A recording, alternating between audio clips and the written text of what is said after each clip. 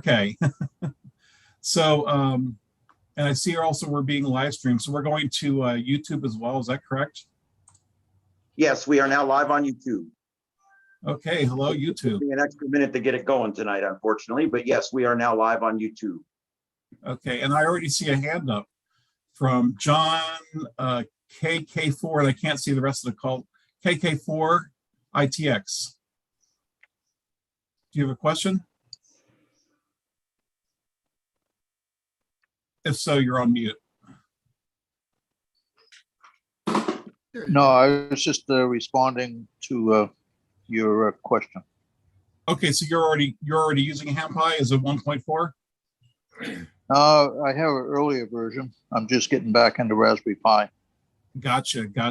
So good deal. All right, so we've got some good representation here for people already using HamPi.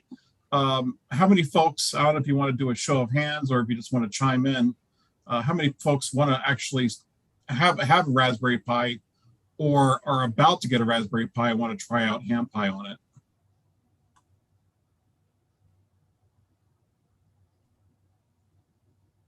Yeah, this is Steve. As I told you earlier, I just bought mine. I just got mine in the mail today. Okay, and we'll be setting it up. And then I see John N0XRR. So, John, are you also planning on setting that up? And we got Ken KO4JFK. All right. So why don't I jump into showing you all some stuff with HamPi here. Let me see about sharing my screen for you all. It should share without a problem. Yeah. I got you turned on. All right.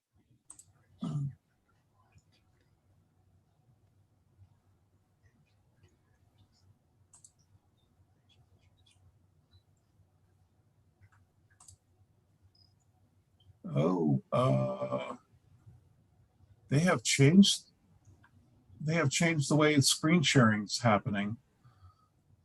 I did not see an option for sharing just the window. It says it should, but it doesn't present any options. All right, well, I'm going to have to minimize the Zoom meeting just so we can, oh.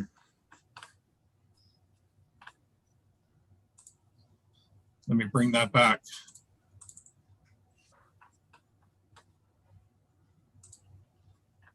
All right, let's try this again. This works out good, Dave, because they're used to me not being able to figure out what the heck screen I'm on. So it works out good. Well, I mean, I would prefer to share just the HamPi screen so everybody can see it in maximum. Right now, HamPi is just the upper right-hand corner of a much bigger screen here.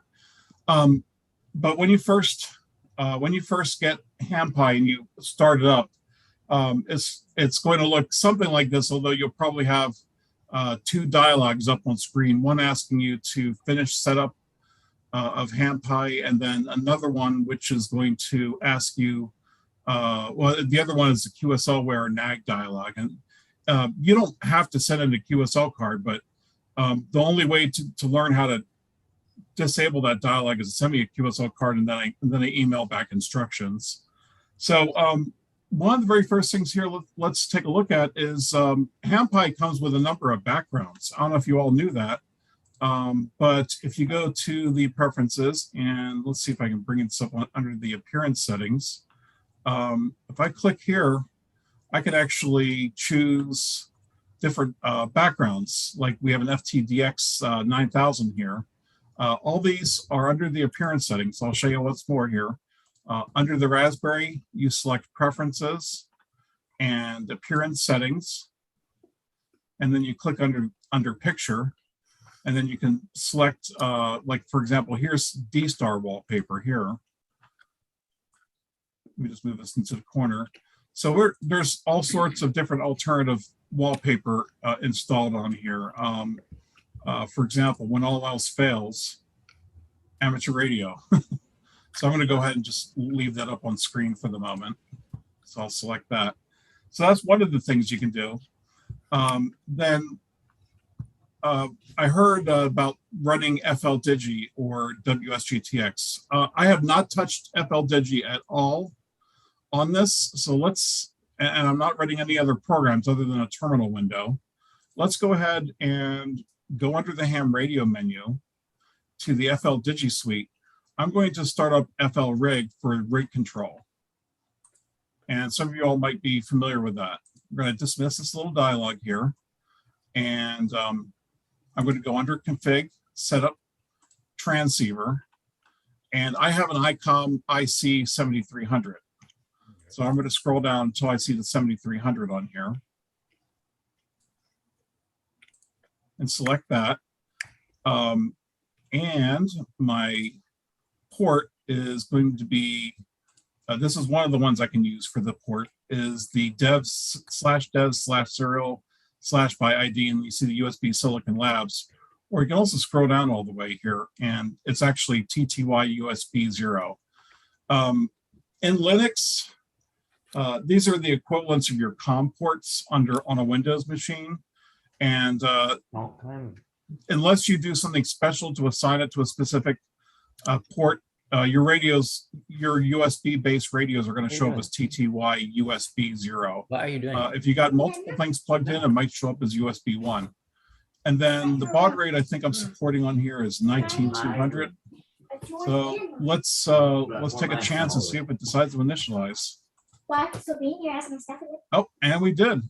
All right. All right. I'm going to be struck by lightning later in this demo because this worked on the first try. So let's, I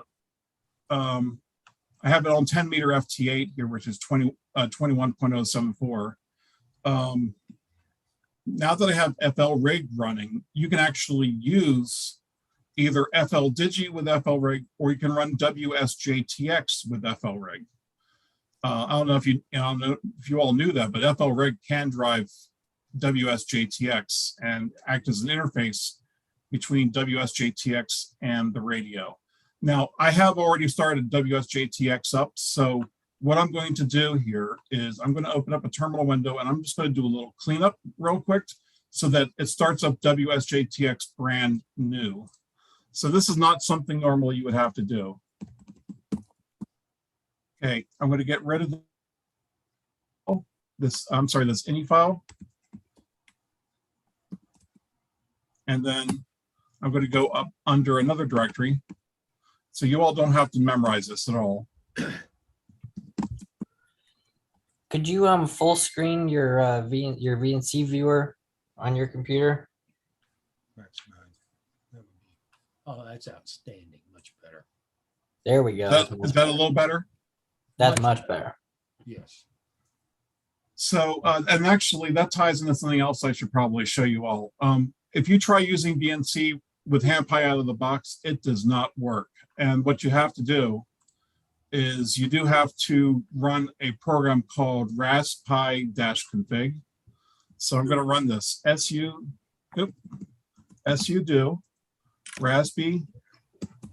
That's why I couldn't get it to work. And this is, first off, it says I'm running a Raspberry Pi 4 Model B, and it's got a revision 1.1. I'm going to go under display options because that's what you actually need to configure. And under display options, you select resolution, which is the very first item on the list.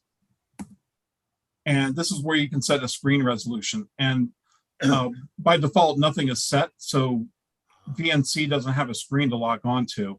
Now, what I have already selected here is this 1920 by 1080 mode, which basically is, is your HD size screen. But the rest, okay, and then that's the maximum is allowing me to drive it at. So I'm just going to hit cancel out of this. But this is where you would set that to run VNC on the Raspberry Pi. All right. Now I've cleared out the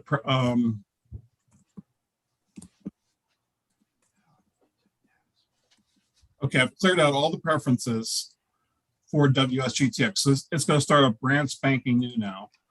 So I go under the ham radio menu again, select weak signal, and then select WSJTX. And remember again, I'm still using this with the ICOM 7300. Oh, geez, it's showing 2.4. I thought I updated that to 2.5. All right, it looks like there's going to be a 1.5A release of HamPi. All right, this is something I've got tools to actually update and replace, but it takes a few minutes, and I'm not going to do that while we're trying to show different stuff off here. By default, we don't see much of anything going on here. I'm going to go under File, Settings.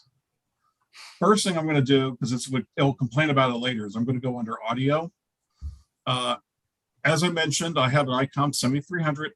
It is plugged into the Raspberry Pi on the USB 2.0 port because ICOMs do not work under the USB 3 port. And I'm going to click here and I'm going to wait a second.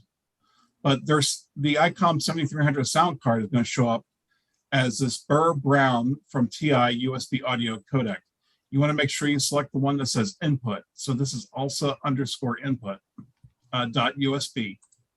And then for output, we're going to do the same thing, but it's going to say ALSA_output.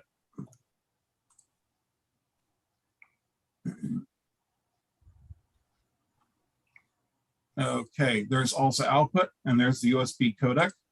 So now that we've got that selected, then the next thing I'm going to do is click back to General, and I'm going to fill in my call sign and my grid square. So Whiskey 3 Delta Juliet Sierra with a grid square of EM83. I actually know my grid square to 6 characters, but WSJTX only cares about the first 4. I'm going to set a couple of simple little things I'm used to setting here. Blanket line between decoding periods, and I don't understand kilometers as well as I understand miles. So I'm going to select that. And then for showing stats, I'm going to select this as well. Okay, and then the final thing that is needed for minimum startup is selecting the radio. And under this, remember, I'm not going to use the ICOM 7300 directly. I'm actually going to scroll down to FL Rig, selecting FL Rig here, and then cat control for PTT. The mode is going to be data, and split operation for the 7300 is fake it. And then cross our fingers and see if test cat works. Okay, came back okay, but I'm not sure if it's working because it didn't turn green. Let's switch the mode to FT8. Okay, and I can hear. Let me just check to see if the radio is changing on frequencies correctly. This is something I'm just looking behind the scenes here. Okay, this changing frequency, so we do have rate control. All right, so we're going to wait. Okay, we got one decode here, but I think this was actually from the other band. I'm going to wait for it until it hits about 12.5 seconds, and it should start decoding. Okay, there we go. There we go. We have Brazil here. I think Brazil is PY. So we're getting decodes on this. Now, I was having problems earlier with transmitting. I'm not going to embarrass myself here by trying to transmit and have it fail. But this is the basic WSJTX setup. So I know some of you all want to set this up, and obviously we're decoding here. So that means a couple of things are good. What it means, we've got audio output from the radio going into the Pi. So the USB is working. We know that our link with FL Reg is working okay. And we also know that the time is synchronized with the Raspberry Pi, because if the time was off enough, these decodes would not happen. So we've got a lot of stuff going right at the moment, which is very good. So I'm gonna break right here and ask if there are folks with questions about setting up WSJTX. Quick question about using FL Rig. Is there an Yes, sir. advantage to using FL Rig to run the radio as opposed to letting WSJTX run the radio natively? So FL Rig acts as a point of abstraction, and instead of WSJTX being the sole user of the radio, you can actually share. You can do a little bit of sharing of the radio, not so much with the sound ports, but you can share things like doing cat control and whatnot through FL rig. So there is a limited amount of advantage there. Plus, it's a single source of failure. You can have WSJTX and FL Digi both talking to FL rig, and if you need to make any changes, you just have to change one program rather than changing two. So it's really more kind of personal preference than anything else. But I mean, I can quit FL rig here, and I can have WSJTX talk directly to the radio. Okay, but if you're using other programs which also talk to FL rig, then you can abstract the radio. Yes. And just have everything talk to FL rig. Yes, sir. Cool.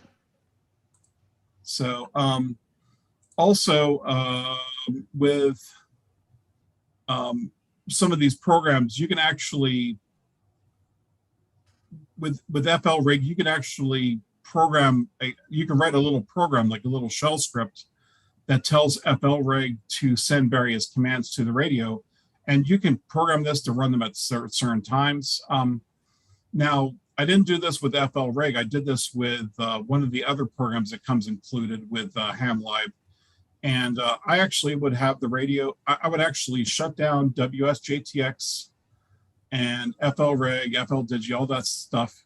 I would shut it off around midnight, and then I would power the radio down, all from a little shell script.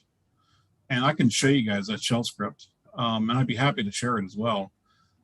It will work with other radios. You just have to put in a different radio ID on the script. So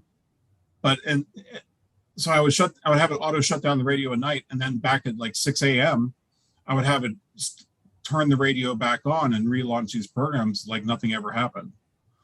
So it was a little bit of programmatic operation of the radio and these application programs. While I'm on WSGTX, if you go back under settings, there's a couple of other things you might want to check into here. Under reporting, for example, if you want to, if you're doing like field day, whatnot, for field day, I will typically click the prompt me to log QSO, and then I will fill in the operator call. The difference between operator call and my call is that in field day, you might be using the station's call, or I'm sorry, your club's call sign. So, so for GARS, we have W3DJS, and that would go under my call. But under reporting, I would put W3DJS under operator call. Oop. Of course, I got fat fingers here. Yeah, we all- And when the logging occurs, it logs both the operator call and the call sign in the log file so that you know who is actually the operator at that specific time. Another thing that I do is I check enable PSK reporter spotting. Is anybody here familiar with PSK reporter? I'm seeing some I am. nods. Okay. Okay. Me and Ian are. Ian uses it a lot. Turning that on is a good thing to do. It helps everybody when you turn that on. It does. It helps people figure out propagation. And you can see sporadic E clouds and stuff. You can kind of tell where they are based on where all the lines intersect on PSK reporter. yes, yes. And I actually have a little program that I have a little Python program that I wrote that actually runs off of the secondary UDP server. And whenever they get rid of that, I'm going to have to rewrite my program.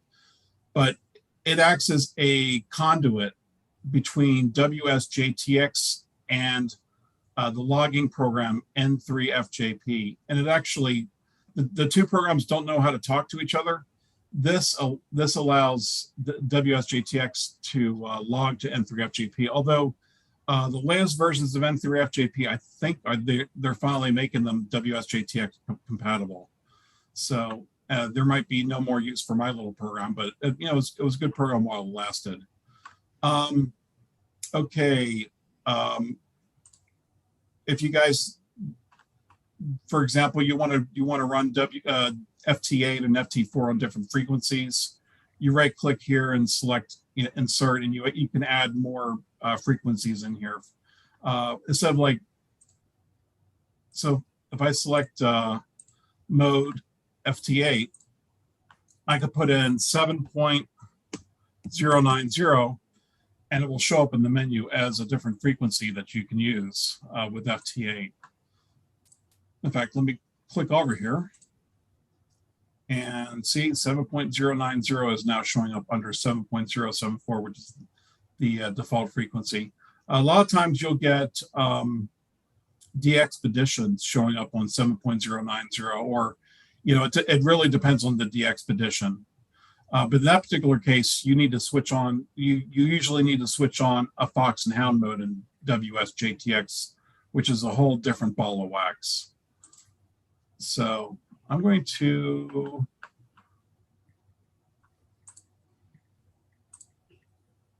where is the waterfall at? Here we go.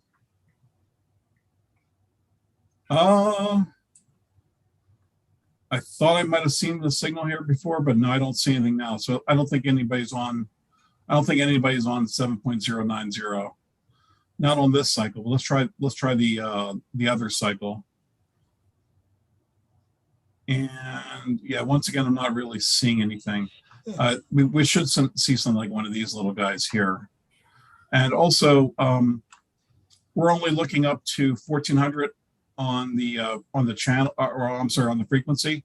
If you change this from 2 to 4, all of a sudden you can see a lot more. You can see a lot more of the bandwidth of the radio here, and this is a very good thing to be able to see the waterfall on WSJTX, because you typically want to move to, and you typically want to move, and these are your transmit and receive where you're listening at, and where you're it's not where you're listening at, it's where you're decoding from for the RX frequency window. But this is also where you transmit at, and by I think it's shift clicking and then single clicking, you can change the frequencies that you're decoding from and also transmitting on. So anyway, let me change this back to something a little bit more busy frequencies wise. Also under settings, if you, I talked about Fox and Hound mode, that's under the advanced window. To enable that, you click this special operating activity checkbox. And if you're a de-expedition, you're a Fox. If you're chasing a de-expedition, you're a Hound. And 99% of the time you want to select Hound when you're dealing with Fox and Hound mode, unless you're one of those rich folks that are on one of those godforsaken islands in the South Pacific or South Atlantic seas. So, and this also supports field day. And for field day, you would put in your field day exchange.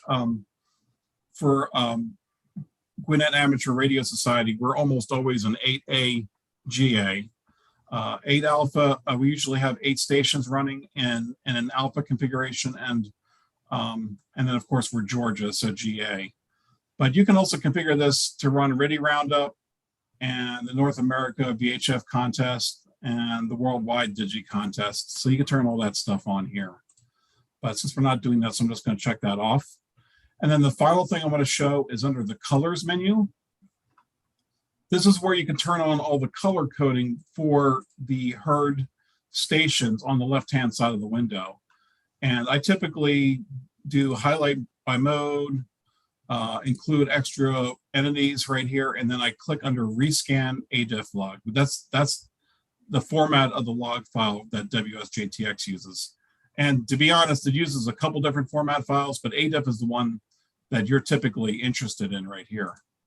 And now that I click OK on that, I thought I saw some different colors, but apparently, I guess I must have seen incorrectly here on the colors that were showing up. But this is a fresh installation of WSJTX, so we're not seeing multicolors here because I haven't like copied over my log files from my laptop already here. So I mean, this wasn't supposed to be a WSJTX exercise, but I guess it turned into one. Does anybody have any other questions about running WSJTX under HamPi? I kind of have one question, but it's sort of not related to HamPi, more WSJTX. Yes, sir. I have had a lot of problems getting my color codes to work. I have done the rescan button and I have enabled all the colors that you can enable, and then I still get, it's like the program doesn't register changes properly to the color code settings. And this has happened on multiple computers. And it's like after the program has been restarted a couple times, then it'll start realizing that your color settings have been changed. Well, But also do you don't think- forget to go under general settings and click this checkbox as well. Yeah, that is one thing I had not done in the past, but I figured that out recently, and it still hasn't completely fixed the problem. Yeah, do you think- I've had those difficulties too, and there are a bunch of mailing lists for WSJTX. There's a WSJTX user group on groups.io, and then there's another group. I want to say it's hosted off of SourceForge for WSJTX development, but Joe Taylor and Bill Somerville, who are they're pretty much the majority of the coders on the application. They get stuff from users all the time complaining about this defect or that defect, or something's not working right, and so they field a lot of those types of questions. So I would probably redirect the question to the WSJT-dev group, and or the WSJTX group on groups.io. Yeah, I can do that. I've used their groups.io before. But I have had difficulty with that myself, so you're not alone. Yeah, I don't know what it is. It's kind of weird. Some Ian says you got to make a contact first. I've been doing a lot of receive only FT8, and he said that the program doesn't respond right until you make a contact, which that could be right. I just don't know. Dude, what are you doing? But, okay, let's do this. I'm going to exit out of WSJTX. Remember I said at the beginning here I was running a terminal session. Since I'm sharing the screen, this is HamPi, but I'm running VNC to talk to that and share HamPi with the Windows computer I'm running on top of, or a separate computer. So I'm running Zoom on a Windows PC, and I'm sharing a VNC session from HamPi. So that also means HamPi is on my network, and with HamPi, I connected to a different laptop on my network, which is a Linux-based laptop, and I wrote a little shell script, and I think I've got a copy of it on GitHub. So if any of you guys want to try it out, you're welcome to. What it allows you to do is copy the QR. It allows you to copy the preferences for WSJTX between computers. And it's not so much the settings of the radio I want to copy, it's all of the logs, all of the ADIF records and so forth. So I've got a little program here that I run called Backup WSJTX from Laptop to Pi. And then I've got a reverse one from Pi to Laptop. And they're virtually the same thing. It's just they run in different directions. And I'm going to go ahead and hit return on this. It's going to back up everything from my laptop once I put in a password here. And so the all.txt file is usually the biggest file on here. Mine is many, many megabytes in size because I've run WSJTX for years now. Wow. But once that finishes, then a lot of the other stuff will finish much more quickly. So yeah, we have a quarter of a gigabyte there, a third. So this should finish up momentarily. I'm going to show you something that was an addition to HamPi 1.5, but I think it's actually broken somehow. And my apologies, I don't know what happened here. I just discovered this at the beginning here, but CQR prop is the propagation data by Paul N0NBH. You know, that little one with all the little green and red on it from the sun. It wants to pop up here and then it doesn't fill in. So yeah, so it's not disappointing. It's still failing. So I have to troubleshoot that and figure out what's going on with that. That was actually one of the new additions to HamPi, and it worked in the lab. It just apparently doesn't want to work for the demo. Oh. So, but that was a nifty little program to run on there. And somebody else mentioned running ham clock. So I have already run ham clock once and I put in my call sign, but I'm going to go ahead and start it up because this Raspberry Pi, it's got enough processing power to run WSGTX and other apps at the same time. So I'm going to bring up ham clock, and I'm not going to do any of the setup of it. I'm just going to have it pop up on its own and display. And we got Whiskey 3 Delta Juliet Sierra. I'm going to skip over this time server nonsense.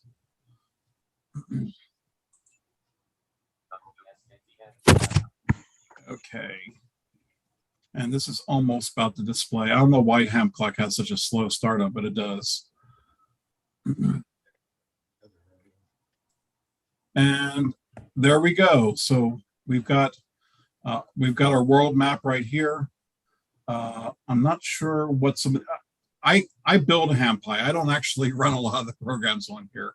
So many of you guys are going to be way better users than I am. I'm actually behind the scenes working on the Ansible playbooks that put together HamPi, but running all these different programs. And there's like over 100 programs on HamPi. That's just the ham radio software.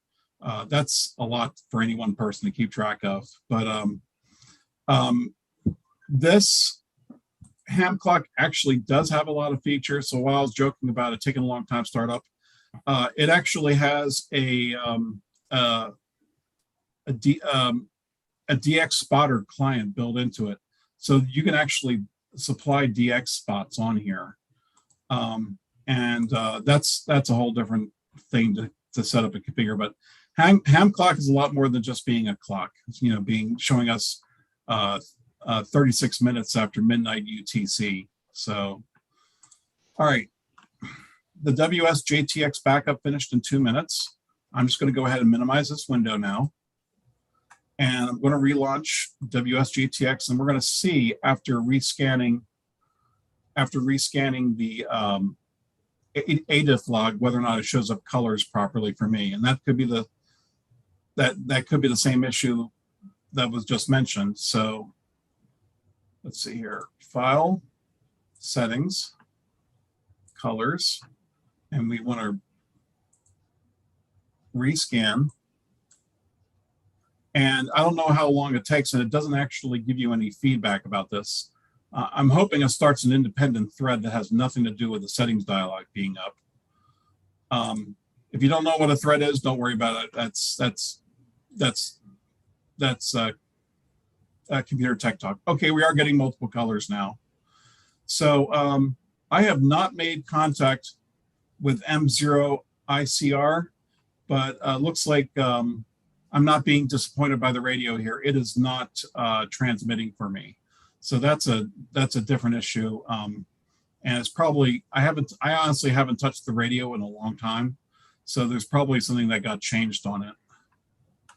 But yeah, so we're seeing different color codes here. The green CQs are one that I've made contact with, but the CQs in brown are grid squares that I haven't contacted before. And then the greens, I'm sorry, and the blue CQs are also ones that I do have the grid square, but I haven't talked to that station. So N7 TTA I haven't talked to before. All right, I think I'm kind of done with WSJTX. Does anybody else have any other questions about it?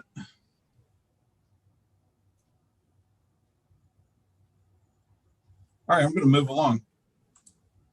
So if you think of a question later, let me know. We'll just bring WSJTX back up on screen again here. So we got our ham clock running, and let's take a look at see what else we can get in trouble with. As I mentioned, WSJTX was supposed to have been updated. Obviously, there's going to be a 1.5 alpha release to fix that. And I don't even know how that happened because I specifically added in support for 1.5 on here. The next thing that's been updated is BlueDV, and I have tested this, and this is correct. I cannot actually run it because I don't have the dongle installed. The dongle's right actually here in front of me. I have to plug it into the device. But even if I ran that, I don't have speakers on. I don't have speakers on this. Okay. Oh. So BlueDV this is the same version. Well, actually, maybe I should explain what Blue DV is. Blue DV allows you to use your computer, your microphone and your speakers in lieu of a radio to connect to DMR, D-Star, and Yaesu System Fusion. So instead of having a radio to talk to Yaesu System Fusion or a radio for D-Star or a radio for DMR, you can actually get on those networks and talk using just the computer and your little AMBE dongle. The reason dongle is important is that this has the audio encoder and decoder built into it on a chip on here, and those audio codecs are needed for all three of those networks. If I go under about, this will show. Oh, okay, no, it won't show. In fact, I forgot about that. This is a display problem that's specific to the Pi. But okay, there's a version right here, 1.0.0.9609. And that is the same release version for the Windows software that David PA7 LIM wrote. So if I go under menu setup here, you can see it's a little bit of a confusing setup, but it's a very basic type setup here. For call sign, it has no call, but this is where I would put in W3DJS. And then for the AMBE dongle, I would make sure it would say like TTY USB 1, for example, because USB 0 is actually my ICOM 7300, which we don't want to talk to.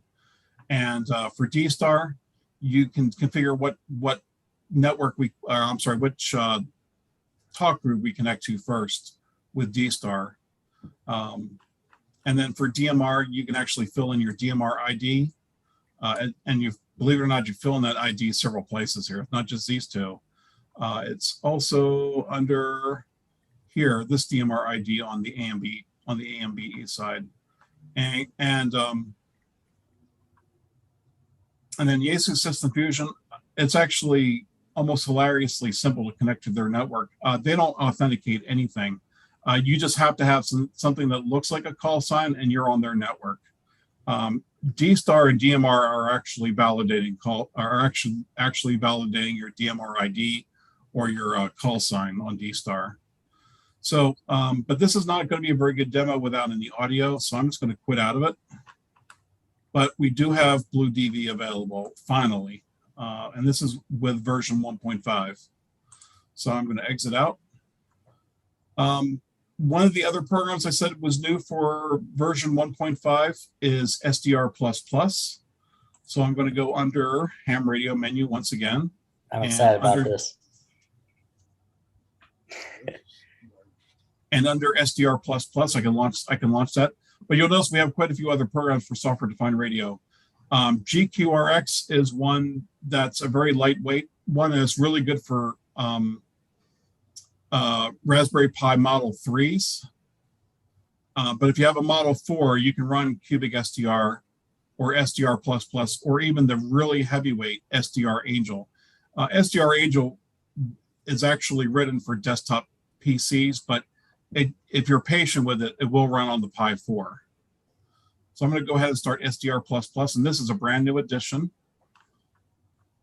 And also, once again, I don't have an SDR plugged into HamPi right now, so I can't really demo a lot on this. But under source, this is where you would select your software-defined radio. And it's got support for both of the AirSpy models, the regular and the HF+. It's got support for HackRF, the Pluto SDR, the cheap little $25 dongles called the RTL SDR. And then it's got support for something called SOPI, which is, it also supports a bunch of software-defined radios, including my, let me bring it up in front of the screen. I have the SDR Play RSP2 here. I'm sorry, this is RSP-DX. And I've got this plugged into a very simple shortwave style antenna. But most of the time, I usually just pick up the local FM radio stations on it because with the amount of power they're using, it's not too fussy. And so I pick up 97.1 The River. It's a classic rock station. So SDR++ is included with this. It's really easy. It's got a really clean and easy user interface. You can see, for example, here, you can set wide or narrow FM, AM, upper sideband, lower sideband, CW, and raw signals. It allows you to change the squelch here. You can record audio to the either the micro SD card, or if you have your HamPi on a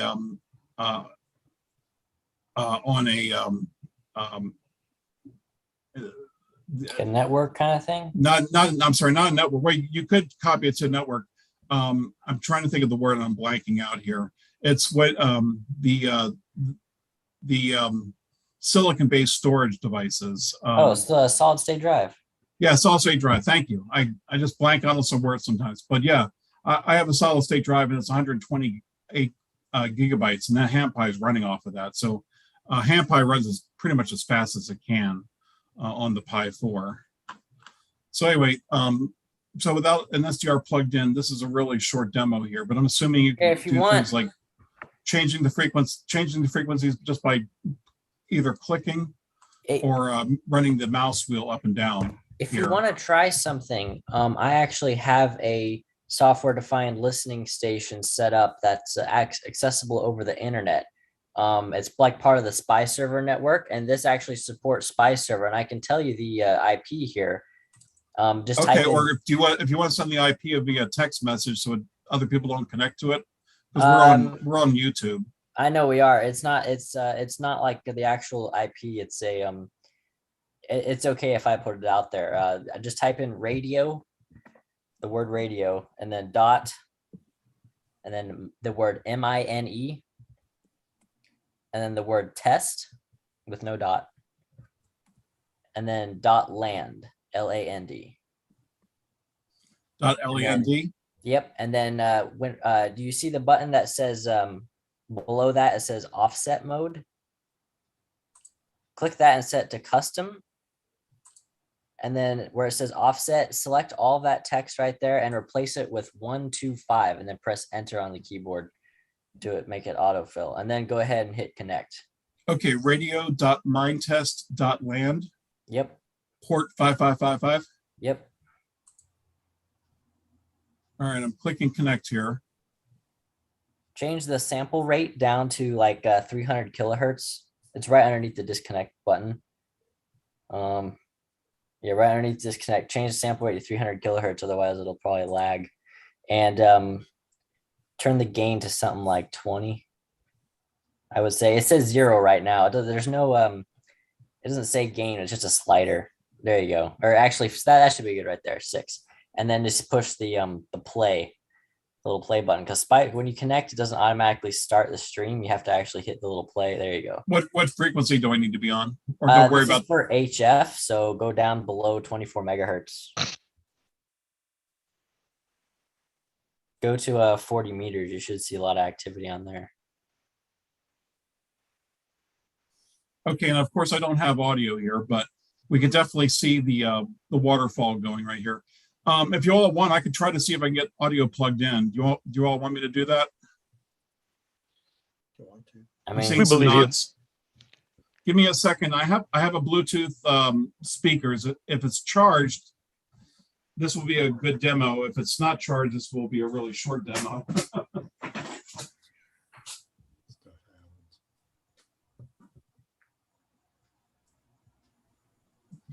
But yeah, HamPi does support Bluetooth speakers.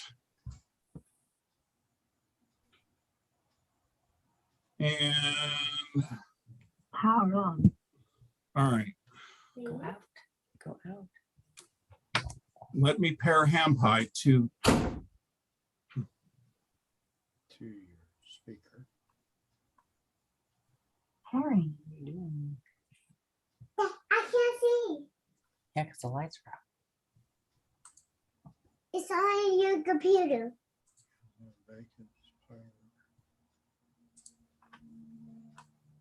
okay.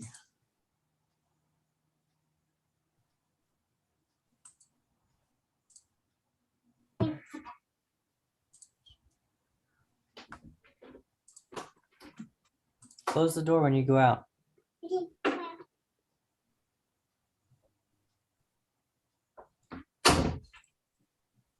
Connected.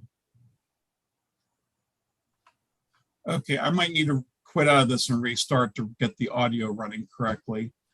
Let me quit out of this and restart it. Menu. Help menu. Radio Oh, no. menu.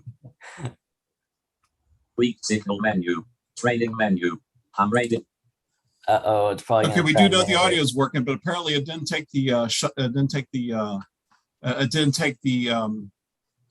the shut off command for the Orca screen reader.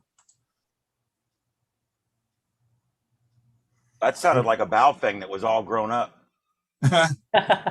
You have to hit connect first and then hit play. Ah, thank you.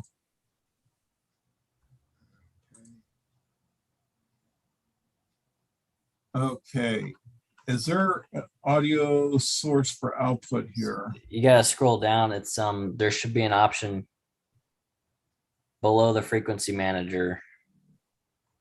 If not, then you're missing some dependencies. There you Oh, go. here we go.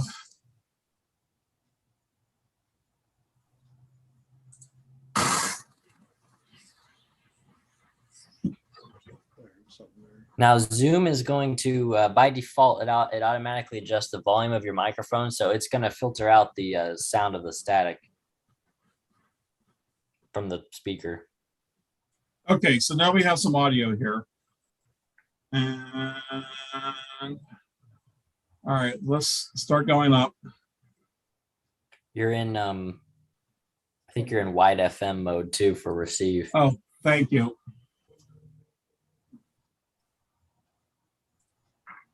You get upper side. Okay. Can I click on one of these?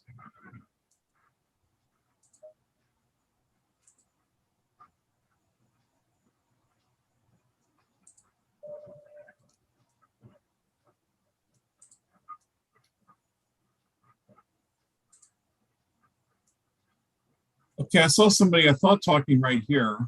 Yeah, there's somebody there. You might want to try 40 meters. There's a lot more activity there. This antenna seems to pick up 40 meters really good.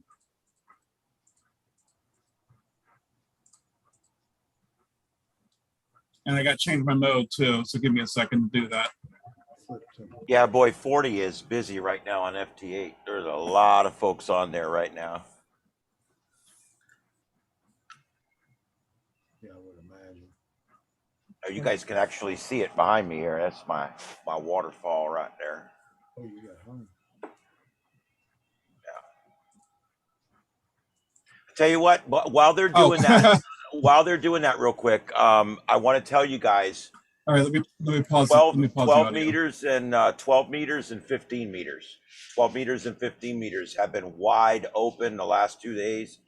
I have made a number of 12-meter contacts, a band that I really haven't used. So I just wanted to, I was just killing a minute for you guys while you were getting that going, but I just wanted to put that out there. Dave, you ready to try that? Oh, getting some audio again. Yeah. Well, I mean, I have to find some signal I can lock into. It's like it's very spurious. There's I see FT8 there. There's some conversations, and the little zoom slider is on the right of the screen. All the UI in the SDR++ is basically exactly the same as SDR Sharp, which is really cool. Any button where you're used to pushing for something is probably the same in SDR++.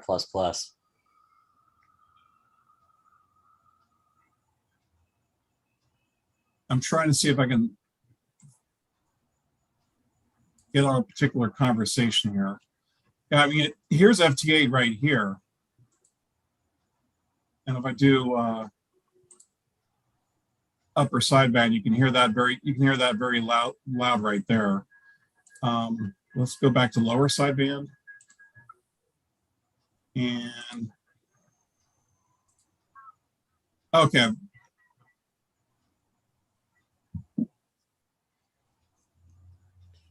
There's somebody talking here. I'm a little bit off frequency though.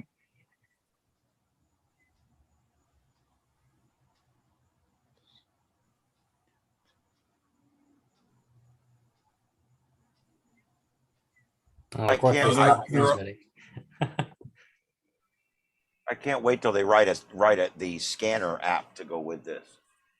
Yeah, I know it's a work in progress. They I haven't been checking on their progress on that, but I know they're working on it. I hear some sideband. Heard something.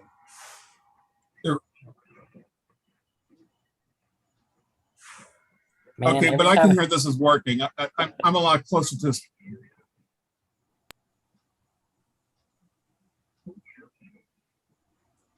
Every time I try and tune somebody in on the waterfall, they always stop talking right as I get tuned on.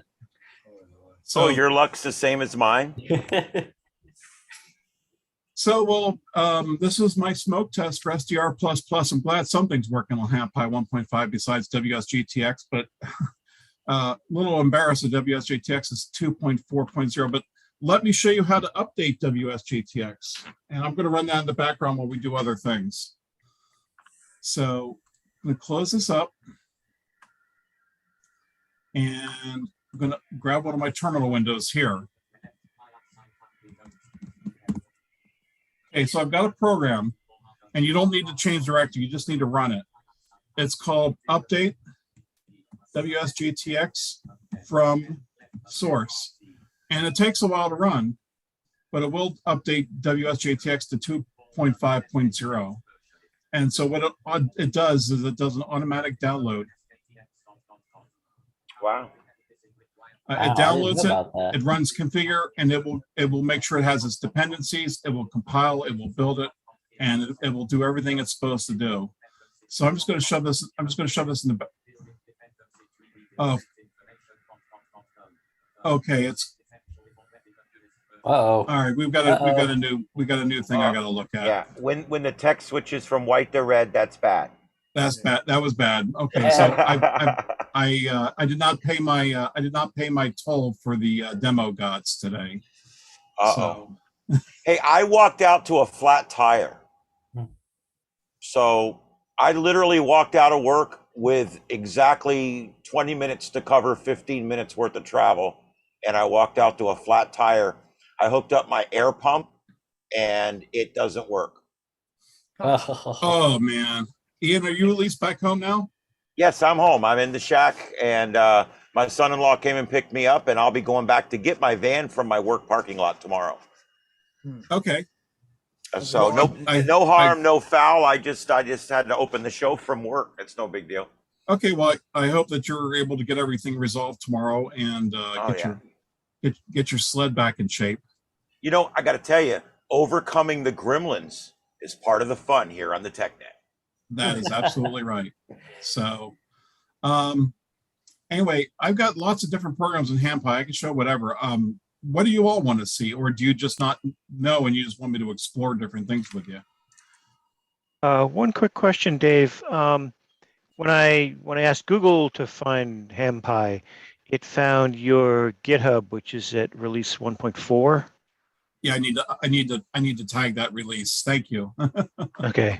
I was wondering whether GitHub or SourceForge was your preferred. SourceForge is where the release is kept, which is what you download and run. GitHub is where the source code is kept. And so if you want to, you can, there's nothing stopping you from forking HamPi and then building your own version of it. And this is really funny. A lot of people that are armchair lawyers hit me over this about the license, and they say that I'm violating people's licenses. And the thing is, I'm not. I'm not restricting anybody's use of FLDigi or gpredict or WSGTX. They could do whatever they want with those programs. But in the collection of HamPi, which is not any one program, the collection is the collection of programs. I only ask that people leave a couple of things in place. And I've even bent over backwards saying, okay, if you don't like Boink running on this, you can even disable that. But basically, if you have HamPi running and you're not running WSGTX and you're not running FLDigi and nothing's actually happening, spare CPU cycles will be used from the Raspberry Pi 4 computer to do radio telescope research. Specifically, it's going to be helping to look for pulsars, which incidentally is how Joe Taylor of WSJTX got his award all those years ago. He discovered the first pulsar. Oh, that's called Boink, isn't it? Say again? That system where you can donate your CPU cycle is called Boink. Yeah, Berkeley Open Internet Network Computer, or network computing, I think. All right. Now you can turn that off in HamPi, but it comes enabled automatically. And if you're doing things like I am right now, it doesn't interfere. It only borrows cycles when the Raspberry Pi is not being used. So, but I do get some hate mail over that occasionally. So from some armchair lawyers, and the thing is, these people don't have any standing to complain about it, because they're not the author of the other programs that they swear I'm violating their license agreements. And I don't think I'm violating their license agreements, because my restrictions are around the collection, not around an individual program. And individual programs, you can do whatever you want with HamPi. So I think they're wrong in that aspect. And then I know they're wrong because I've talked to an attorney about it. They don't have standing to make a complaint if they're not the author of the programs. So that's, they're just wasting a lot. They're wasting a lot of hot air. So let me see. We got Grid Tracker. I have not tested this, so let's try this the hard way. We tried it the other night, and it works. Actually, works really good. Of course, they've already updated Grid Tracker, so I need to update that in HamPi as well. So that was a very recent update. Bad timing. I got to tell you guys, I love me some Grid Tracker. It's running right there, right now. So Grid Tracker can run in conjunction with WSJTX, and I'm not sure what else. Or you can also run it against the log files from WSJTX. And let me click under here, live, logbook.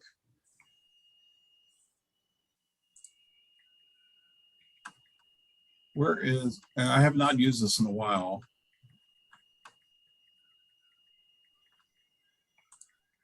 That looks different. And I'm hitting buttons that I don't know what they're going to do. I do that a lot. So, oh, here it is, ADIF. So if I go under Pi, I'm going to locate the WSJTX log file. And I'm hitting a keyboard key, which is Control H to show hidden files. I want to look under .local, share, WSJTX, and specifically I want my almost 4 megabyte log file here. So click under open, and I'm going to give Grid Tracker a little bit of time to churn on that and see if it starts popping up stuff on screen. I don't know if I actually have to click on anything else. Okay, there we go. So it's showing all the grids that I've personally worked. I've worked a bunch of grid squares in Europe, a few of them in Africa, a bunch in Brazil and Argentina, and a bunch of Japan and Australia. And I get really lucky with FTA. When I get Japan, Australia, and New Zealand the best is during gray line propagation. So literally 30 minutes before dawn. I get it on the dawn gray line propagation. I don't get it in the evening propagation. I get it at dawn. And that's when I can reach those guys with gray line propagation. So, but yeah, I'm hovering over here, and we're looking at Minnesota and Wisconsin. And did somebody say Wyoming earlier? There's Montana. I'm trying to hover over Wyoming. Oh, I can zoom this in. I can zoom this in. All right. Okay, I'm trying to find Colorado, then I know I can find Wyoming right above it. It'll be where that big white hole is. Okay, this says Utah and Wyoming right here. DN41, Utah, Idaho, Wyoming. And of Hey! course, my one Wyoming contact, I got him on 17 meters. And he was verified through Logbook of the World. And then I've gotten a couple of little Alaska contacts here and Hawaii. So, but yeah, that's Grid Tracker not running against a live system. It's Grid Tracker running against a log file that one has made. So I'm not really an expert on Grid Tracker. Does anybody want to see anything with it? If they do, or if they want me to do anything with it, tell me what to do. I'm happy to show Grid Tracker off. It is a very little power. It's a very powerful little tool, and it's got a lot of screen goodies. It's also great to send all of your contacts to all your different logbooks and different files, and everywhere you want your contacts to go instantly, it'll do it for you too. And I like that about it. I did not know that. That's good to know. Yeah, if you click the little gears there on the far right column, halfway down, those little green and yellow gears. Oh, there we go. Yeah, if you click that, and then click logging. Yeah, you would click that and then click logging. And here's Okay. where, yeah, there you go. You just put them all in there, and it sends them all off automatically. You can even do your logbook of the world from there. Okay, and this is something I should mention. If you enable PSK Reporter in WSJTX, turn it off in Grid Tracker. Don't submit your spots twice. You don't want to contribute to overloading their system. But yeah, QRZ takes your API key, Club Log, HRD, Cloud Log, EQSL, and Logbook of the World. So even Ham Radio Deluxe Logbook is down here. I have not heard of DX Keeper. So that's new for me. Yeah. So that's cool. There are two people with hands raised. Say again, Dallas? There are two people with hands raised. Thank you, because I can't see that. Guys, listen, instead of raising hands, just speak up, okay? We're very informal here. One of you guys go ahead and ask Dave a question. The floor is open. Anybody with any questions? Well, let me show off a couple other things while we're waiting for somebody to speak up. Okie doke. HamPi comes with some help. If you go down to the help menu, I highly recommend people join the HamPi community support group on groups.io. And when I select that off the help menu, it goes to groups.io/g/HamPi. And this is where I highly recommend people that have questions about HamPi join this group. It's got a lot of members and people help each other out. It's actually a very low volume mailing list. We only see a couple messages a week, and generally we only see messages around release time. So we have that. If I go under Ham Radio, I'm sorry, help, then you can also get to the wiki for HamPi and HamPC. Now this is a little bit out of date because it's about version 1.2. I think my helper's disappeared, so I need to recruit a new helper to update the documentation for 1.5 because we're now missing 1.3, 1.4, and 1.5 here. So, but you can bring up the wiki that way. Also, in Chromium here, if I display the menu bar, let me close this up here. I've got a bunch of bookmarks such as HamPi or the ARRL is in here, QRZ, eHam, QSL.net, repeater book, and even shortwave schedule is in the list here that you can bring all these up. So if you guys know of bookmarks of certain websites that would appeal to a wide range of people, please let me know. These are some of the broadest,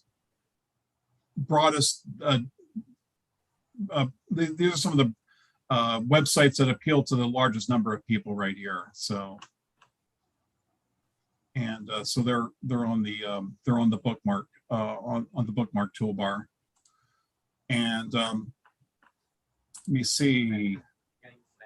What else we got here? We did Blue DV. If you want to program your HT, we have a copy of Chirp installed. So you can literally, they always have a newer version of Chirp. Yeah, literally every time I open it, there's a new version. Well, I created HamPi literally 3 or 4 days ago, and there's already a new version of Chirp. They build like a new one every day. But yeah, we can literally connect to a radio, download its contents. And I do have a Baofeng, and I'm not ashamed to admit it. I Ain't actually nothing wrong with a Baofeng. Well, I have the GT5R, which fixes a lot of the legal issues around the earlier Baofengs, the UV5R.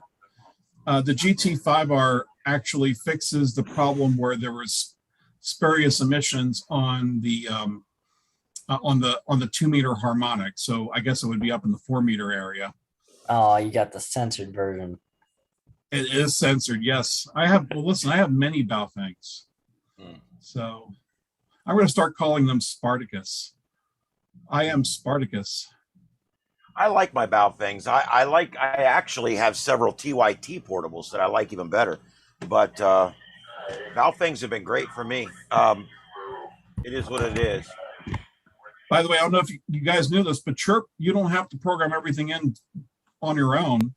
You can go to repeater book and say, I'm assuming this is a zip code here. Okay, and let's say 25. I'm guessing it's going to assume it's miles. And then band, let's just go ahead and select 2 meters and click OK and give it some time to respond. There we go.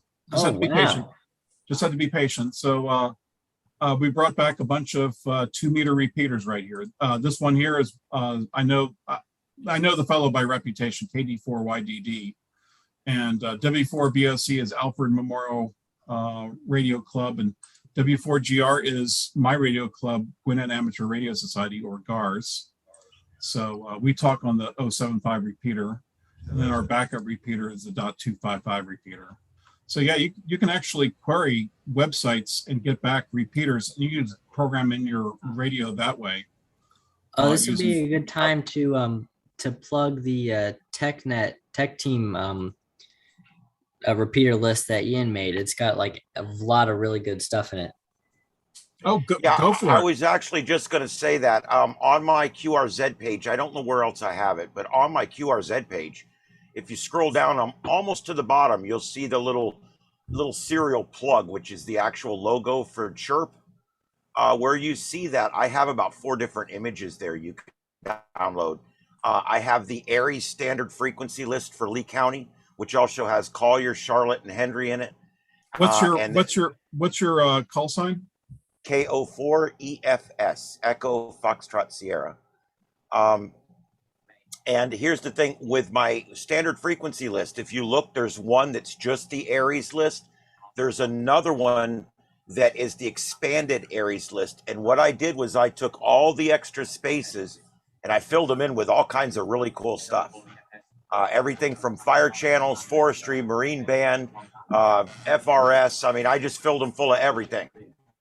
So if you guys just take that, just remember, always, always, always download your image from your radio, take the ones you want from mine and copy them into yours and then re-upload it to your radio. That's all I got to say about that. Oh, congratulations for having the last man standing oh yeah, that was card cool. here. Yeah. Oh, you got them. I can't read it that closely. You got /3/2. Yeah, I guess I don't. So I cheated. I got the D-Star one. Yeah, I it's hard for me to argue that that's not cheating, but I'm not going to give you a hard time over it.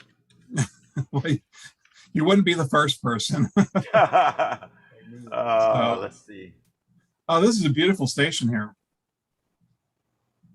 Yeah, I like I spend a lot of time out here. Just ask my wife. Good deal. Well, I don't know about her, but it's a good deal for you. Yeah. So I'm not even going to go there because there's lots of supportive XYLs and then there's not so supportive XYLs, and we each have our own burdens. If you're ever wondering if mine supports me, I'm here every Friday night for you guys. So well, I'm thinking with that kind of a setup, she must be supportive of you. Yeah. Just it's way down near the bottom. It's called resources. It's about 2/3 of the way down, and there's that little. It looks like a green and white serial cable plug for the back of a computer, and it says chirp. But you'll find it right there. And then I've got the ARRI standard frequency list, the ARRI standard plus, and then I've got one there that's just all the SARnet stuff from top to bottom. That's our 40 repeater statewide emergency hurricane emergency service net that we've got down here that the state does for us. Literally 40 connected repeaters, and it covers the entire state. It's amazing. And then I've got ARRIS in there too if you want to try to get the station. So there you go. All right, that's all. I just want to make sure you guys can find that on my QRZ page. Very good. And guys, seriously, if you've never taken any piece of stupid advice from me, if you're doing anything with ARRIs at all, or you want to make your life simple or anything like that, if you're in Lee, Charlotte, Collier, Hendry, use that Lee County ARRI standard frequency list, and that way when we go to an exercise or we go to an event or something, your channel 22 is my channel 22 is his channel 22. It sure does make things a lot easier. I'm just putting it out there. From a guy that did a lot of years in the government and everything was standardized, it does make sense. Just wanted to put that out there.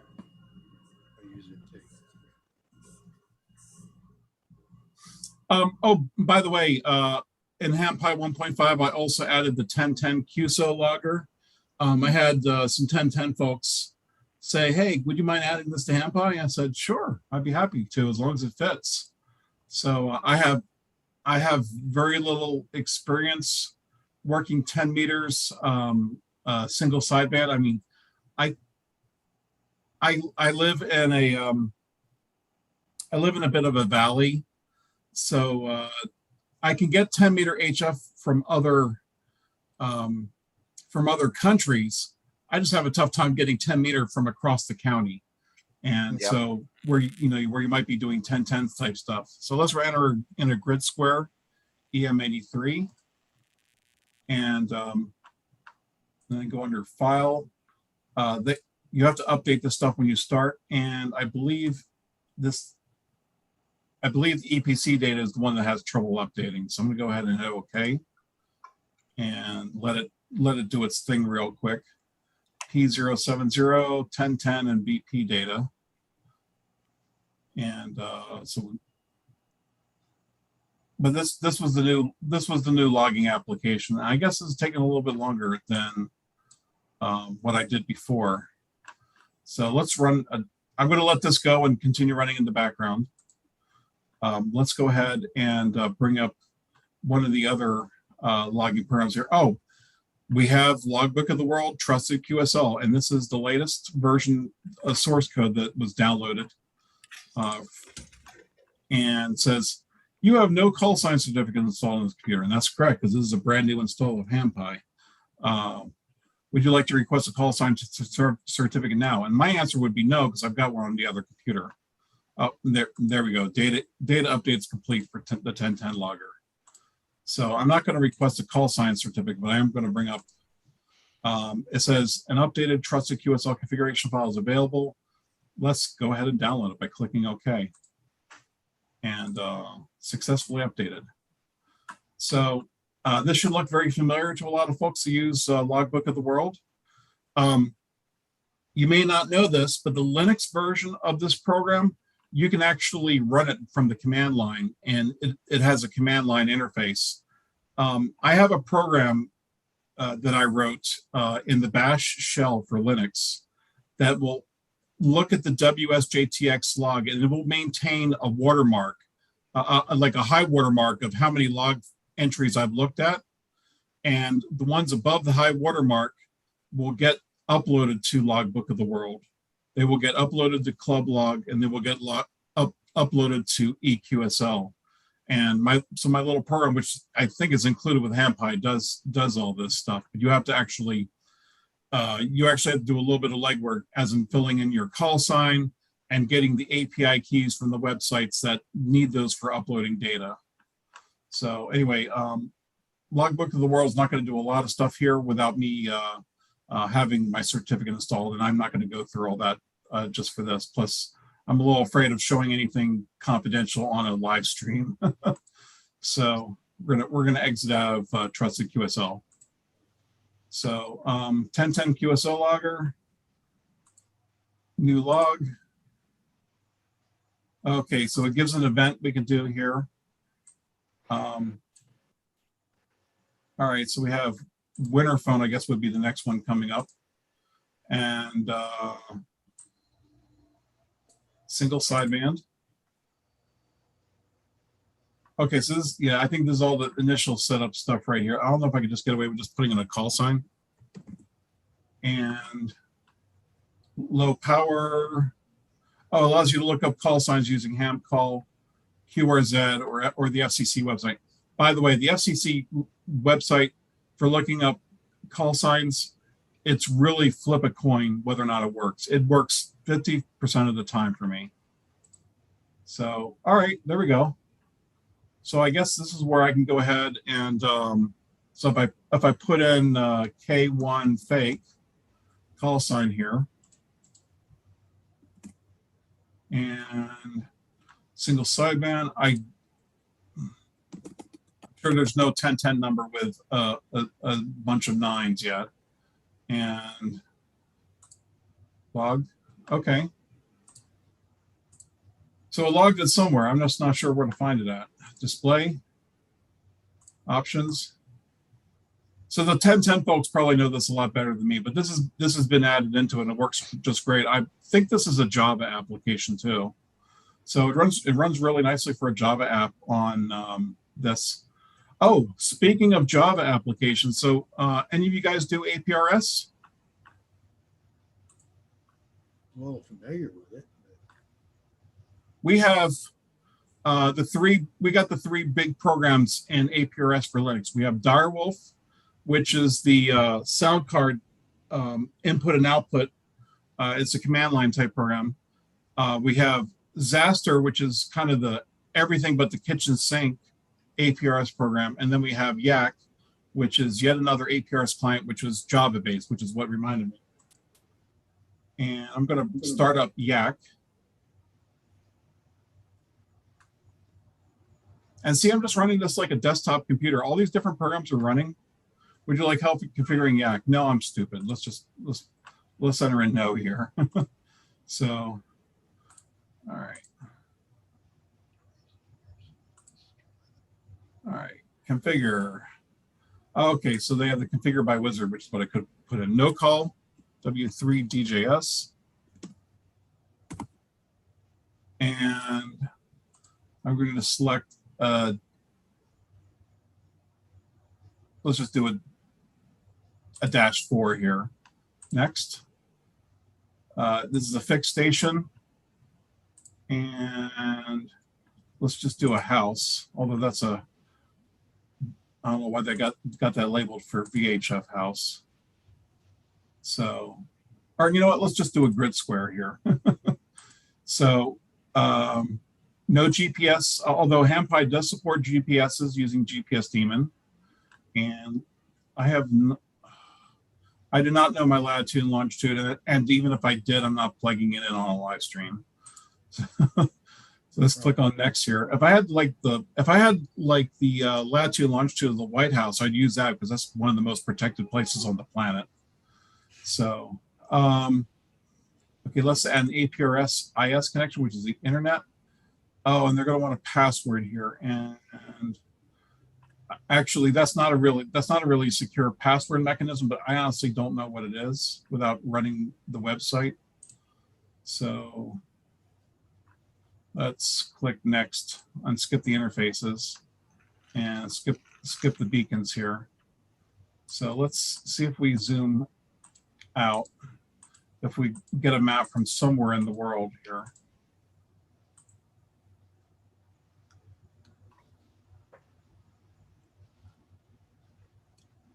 All righty.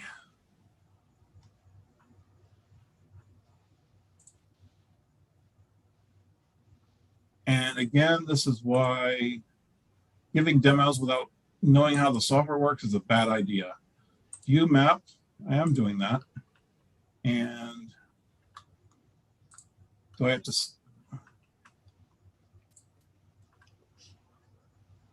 Tell you what, if you got just 1 second here, I would, can I take the screen for just a second? Oh, go right ahead. Go right ahead.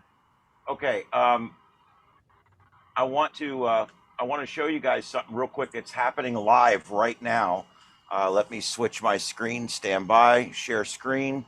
You can take it back once I'm done. Okay, Dave? Absolutely. Go ahead, share. Okay, here we go. This is our airplane tracker program running live right now, and our mosquito control plane is doing North Fort Myers. We talked about this the other day. And so I wanted to show you guys what it looks like when mosquito control's up in North Fort Myers. And there you go. They flew over really low.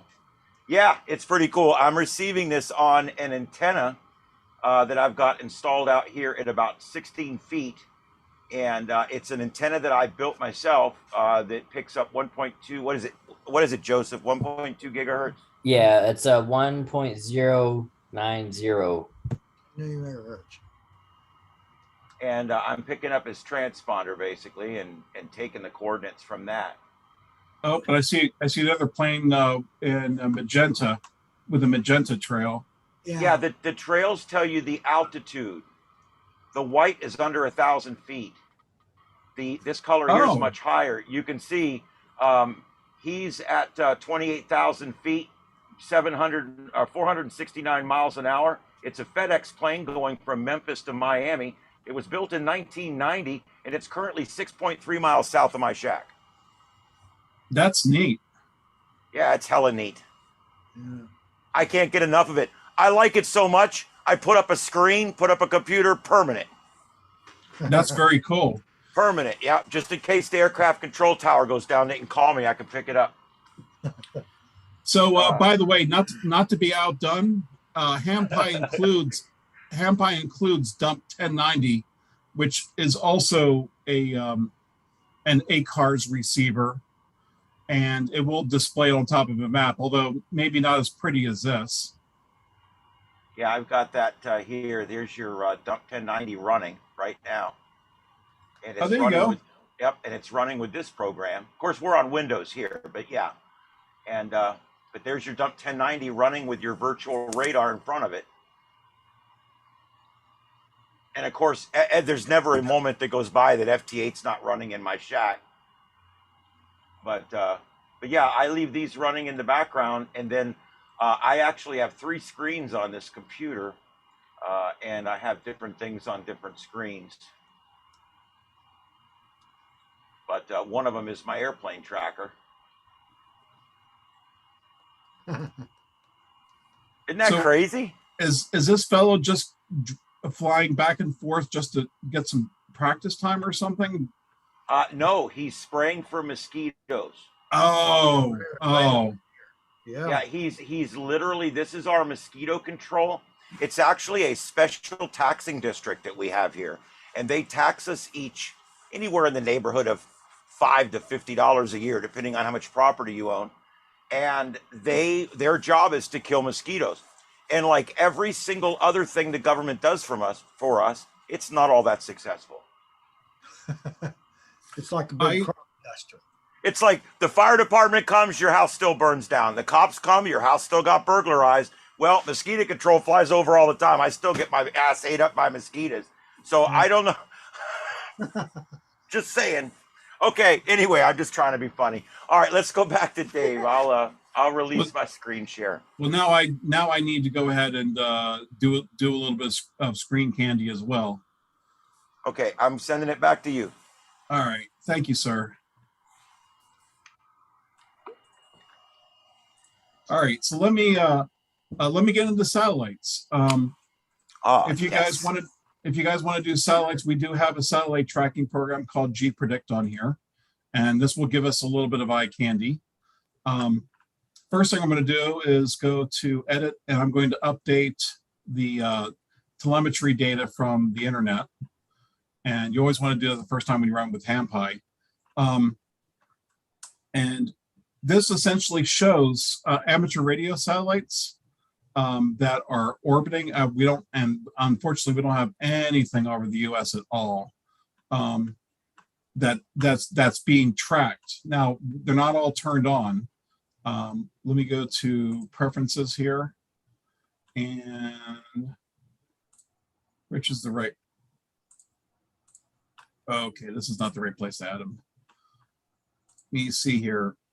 Okay, so yeah, here we go. We can select the installed satellites, and then okay, this is where we can add the satellites that we track. So I'm going to be taking a chance here and just turning them all on. Oh, it will not let me. I don't think it lets me select them all. All right. So just clicking a little bit here, just see how many we can get up on here. All right, and are there any CubeSats listed here? Yeah, we got some CubeSats listed here. And let's see. Iridium. Okay, I don't recognize them all, but let's click OK. And okay, apparently I turned on too many satellites, so we got the whole thing over. But we do have AO109 over the West Coast. And I'm trying to double click on it so we'll bring up the information. So it's actually saying we're going to have acquisition of signal in AO109 in 16 minutes, 45 seconds. So that's coming, or well, acquisition of signal for wherever this is defined for. I guess it's going to come over Norway, which is where it's configured for. I didn't plug in my grid square on this. But if you want to use satellites to communicate, or if you even want to do digipeating via the ISS, this is the program to track the satellites and run with that. So it's GPredict, and there's like two satellite applications on here that are installed. So I'm just going to go ahead and leave this one in the background too, because this is the Raspberry Pi has a lot of CPU power. We did ham clock. QDMR is for programming DMR radios. So as Chirp will do your VHF, UHF, your FM radios, this does DMR radios. And then we have a reverse beacon network client here I'm going to bring up. Oh, no, this is And save on that. And then that's going to pop up in the menu right here. I'm going to, okay, it's got all sorts of bands selected here. And notify, show spot window. And okay, so as soon as this starts picking up spots, this may take a little bit. They will display in this window right here, and I'm trying to shrink the window size down.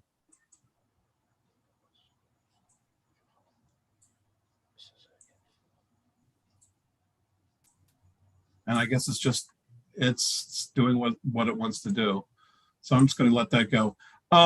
Anyway, I could just keep playing with programs here. I don't want to bore people out with their, unless they want to see specific things. So you all seen that HamPi is pretty comprehensive on programs. I haven't even shown you, more than one program out of the FL Digi Suite, for example. And there's lots of miscellaneous apps installed with it. Is there anything that you guys would like to do with the Raspberry Pi computer? I see you got Blue DV on there. It's got for example, it's got Qtel, which is an Echolink client. So you can get onto Echolink using Qtel. This is going to take a little while to set up. Plus we need my password, which I'm not going to put on the live stream. Okay, let's just quit out of that. So, and there is also an SSTV client, and that's QSSTV. So you can actually decode. I don't know why they call it slow scan TV. It's literally facts on the radio. It's a fact. It's not a moving picture. It's a static picture. But you got QSSTV included with it as well. So HamPi really is pretty much everything but the kitchen sink, and it keeps me busy. Now, the one thing that allows me to push out versions of HamPi quarterly, despite there being 100 programs to install, is that I have written a bunch of Ansible playbooks. And every time I do a new quarterly release, if I have time, I try to add new applications to HamPi. It's starting to get a little bit more difficult because I have to be careful about not installing an application that conflicts with a prior installed one, which I think is what's going on with CQR prop. I think the reason CQR prop isn't displaying something is something must have gone uninstalled, and it's missing a little library to display stuff correctly. So, but yeah, you guys have any questions? Anything you want to try with HamPi? Does do you install GNU Radio, or is that a completely different thing? GNU Radio is installed as part of something else, although I think it's off the main menu here. We have the GNU Radio Companion. I'm not as familiar with GNU Radio as you probably are.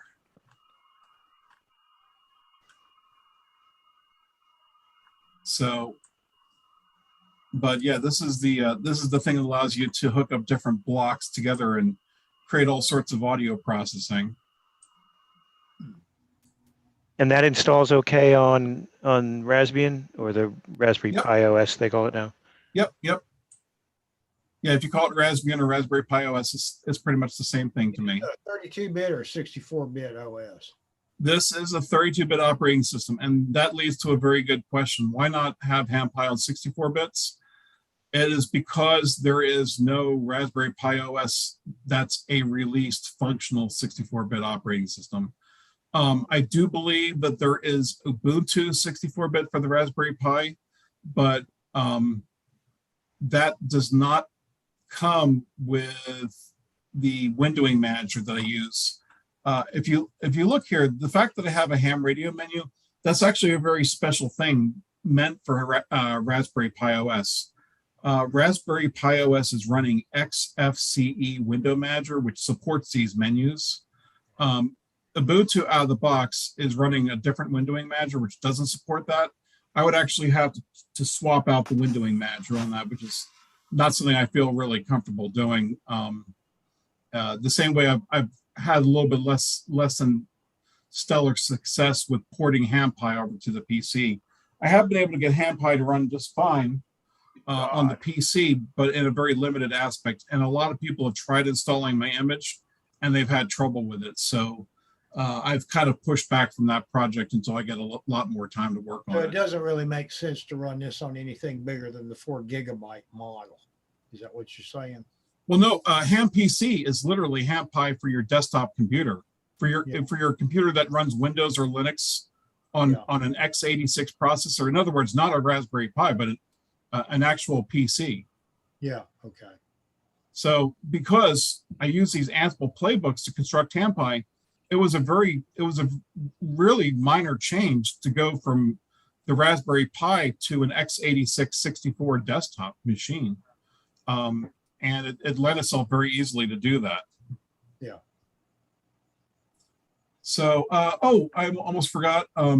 The guy who wrote DoStar doesn't particularly like me very much. He called me some names, but I'm going to show up his program anyway. If you want to get on DStar or DMR, you can actually run DoStar, and it runs without needing one of these AMBE dongles. It actually has a built-in vocoder, encoder, decoder, and software. And you can actually get on, see we have software vocoder here, or you can select a dongle that's plugged in, although this is misidentifying the ICOM 7300 as a selectable dongle. But I could fill in my DMR ID here and my Brandmeister password, and I could be on DMR in literally 30 seconds. So D-Star, put in my call. And let me see, REF 030 Charlie. And that's it. So let's go to click on main. Mode is going to be, okay, REF is probably D-Star.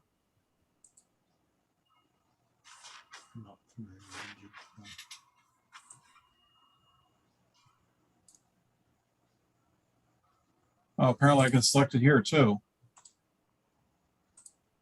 All right, and let's see about connecting to ref 030 Charlie. It says a valid call sign DMR ID are required to use D-Star on any mode. Oh, I got to plug in DMR ID. I don't know how much protection there is around a DMR ID, and I don't feel comfortable sharing that on the live stream. So, but you got D-Star available on here that you guys can run, and it's a very well supported program from the community. So the author and I unfortunately did not click very well. So anyway, so that's kind of that. Do you have a any other- JS8 call on here? Say again? JS8 call. Do you have that on? Yep, we got JS8 call on here. Yeah. We're trying to get a little familiar with that.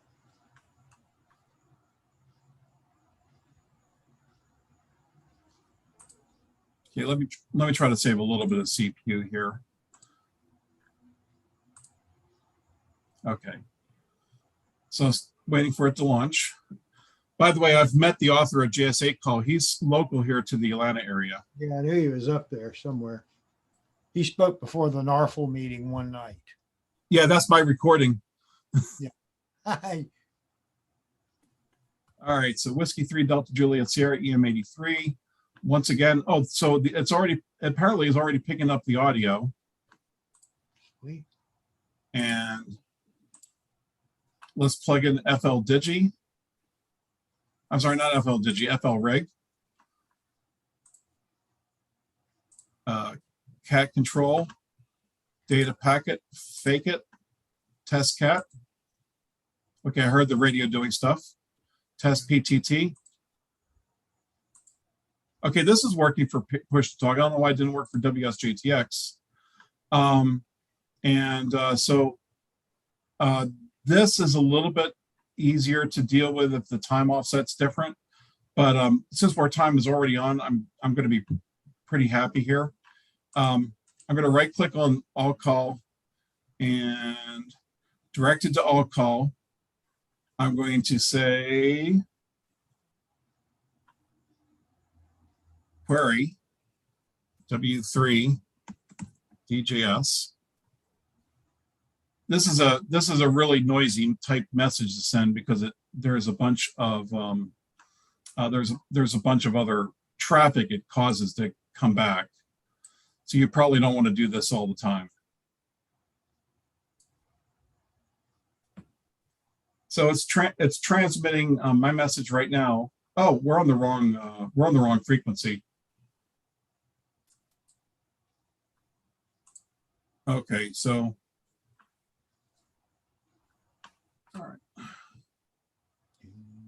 So my message is just going to have to be repeated again because we sent it out 7074, which is FT8. So let's go ahead and just copy the message.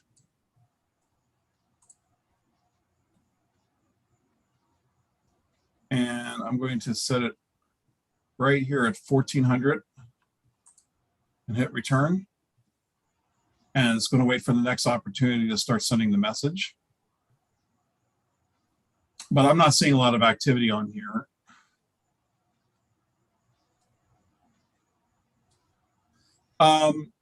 So Jordan Shearer, if I got his name correct, KN4CRD, he he has a groups.io group, JS8 call, and on I think it's one Saturday of the month they do they do kind of a let's all get on and do kind of a net type thing. But you have to be on their group to find out when exactly that's set up for. So here looks like we're getting some messages back. Yep, N3DJS is responding back.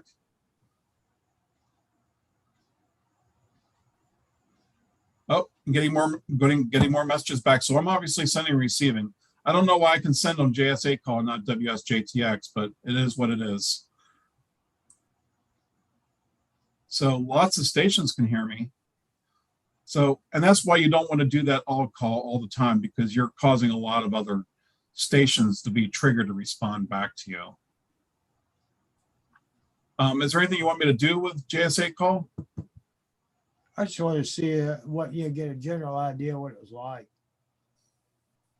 Yeah, I would definitely recommend checking out the JS8 call website and also their groups.io and finding out all sorts of what they're doing with JS8 call. They have quite a bit of activity on their mailing list, I know. So the really good thing about JS8 call is that you can actually have a conversation using the FTA communication protocol. Whereas WSJTX just sends your grid square and a signal report. Here you can actually do a rag show. Is there a limit to the amount that you can send in one go?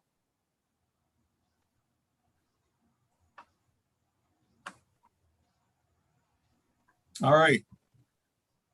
Anything else? All right, when the software authors update software, can this update from, or do you maintain that? So repositories. So anybody, okay, so this is not an easy to answer question. There are some things that are self-updatable. Let me show you what is updatable. Obviously I'm going to have to fix the script for WSJTX because it's apparently missing a new package that it's got to include. And it's something regarding port audios getting, I don't know if it's getting uninstalled or whatnot with it. I have to fix that. But if you want to update FL Digi, if I open up a terminal, let me make this as big as I can.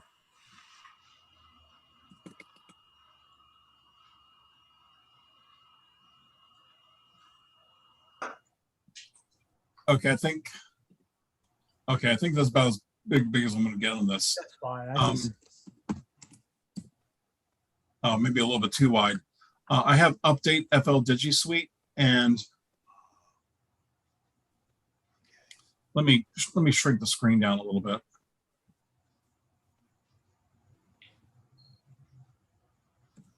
All right, and then make this wider again. All right. Since this is in your path, you can run it from anywhere. But this is okay. That's probably why. See, I was talking about packages interfering with each other. I think SDR Angel might have changed the way the requirements are, and that's why WSJTX updating failed.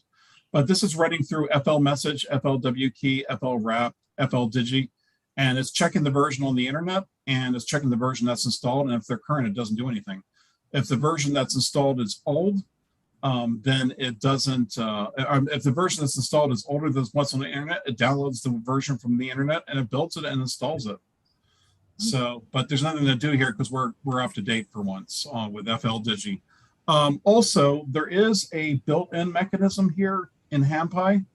I'm going to go ahead and this is going to take a couple minutes to show to you, but HamPi checks to see as a version 1.5 if it is the most recent version when it starts up, and if it is not, it will notify you during startup.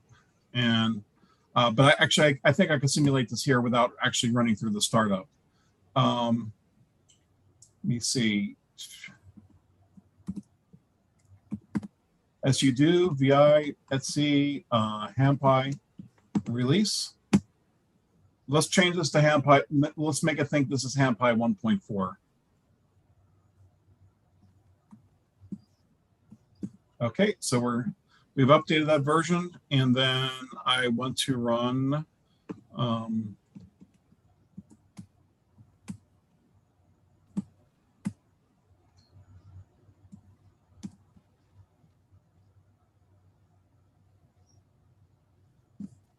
oh, apparently I don't see the program that's supposed to do that. Okay, so I'm obviously going to have to do a little bit of checking here with HamPi and see if we're missing some additional stuff. But there is supposed to be an auto check on startup, so I'll dig in that later. But apparently we're not. The demo gods is not going to permit me to show this one off. So, but HamPi is supposed to check on startup if it's an older version, and it will tell you to update. So, and then there is one other updater included. If you go under ham radio, and if you use DRATs, I do have an update DRATs program. And DRATs is basically file transfer and text communication over the DSTAR network. A lot of Aries folks use DRATs. Any other questions? Dave, what's the best way to install this? Do you just do you download the file and unpack it, and is there something you execute, or what's the? Let me bring up a window, and let me. This is what I run. Give me 1 second to. I run a program called Boolean Etcher, and I'm starting it up right now. I'm going to put it up on the screen. So with Boolean Etcher, I select the image file. I select the whether it's a micro SD card or my or my stacks. Right. So you're burning the whole image. Yeah, I burn the. I select the image. I select the drive to burn it to, and then I click flash, and then just wait a couple minutes, and it even verifies that the image was written properly. So. Which is really nice. And so you don't have to use Boolean Etcher, but Boolean Etcher is cross-platform. It runs under Windows, it runs under Mac, and it runs under Linux.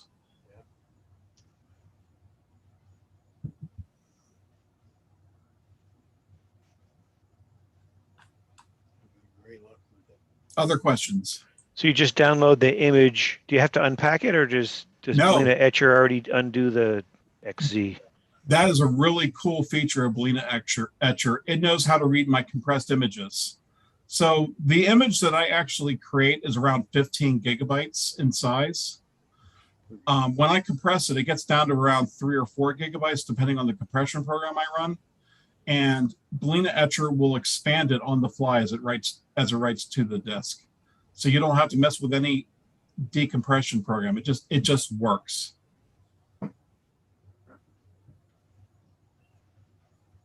I should also mention that HamPi has as of version 1.5, we should be reaching the 50,000 downloads mark in probably about a month. So HamPi has had a lot of downloads over the last couple of years.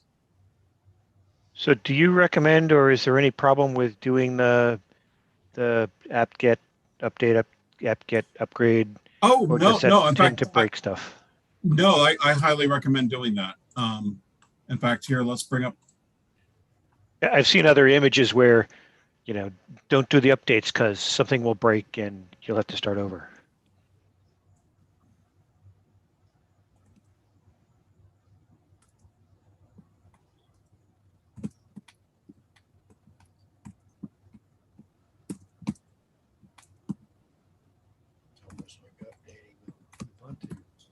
That's what I do for myself all the time. SU apt update, SU apt dist upgrade. Now, some people want to use full upgrade instead. Whatever works for you. I don't. It doesn't matter to me. SU apt clean and SU apt auto remove. And that's what I generally run. And hit return. and it hits the repos, and it will update it will update the Raspberry Pi packages, but the HamPi stuff it generally doesn't touch, because HamPi is mostly downloaded from source code and built from source code, so they're not Raspberry Pi packages, and they don't update that way. But if you want to update the operating system, yes, I fully support doing that. And not just support, I recommend it, because you get security updates that way. Some people do, like me. I have had my Raspberry Pi, and I feel very secure with it because I keep it up to date. And also I do a few other things with the SSH connection to make it more secure, like not allowing passwords, requiring keys instead of passwords, and even changing. You'd be surprised how simple this actually pushes away a lot of the attackers. I go away from the default SSH port of 22, changing it to a random port, between 23 and 65,535. There's lots of choices out there, and I use one of those unknown ports, and I don't get attacked by the script kiddies, as I call them.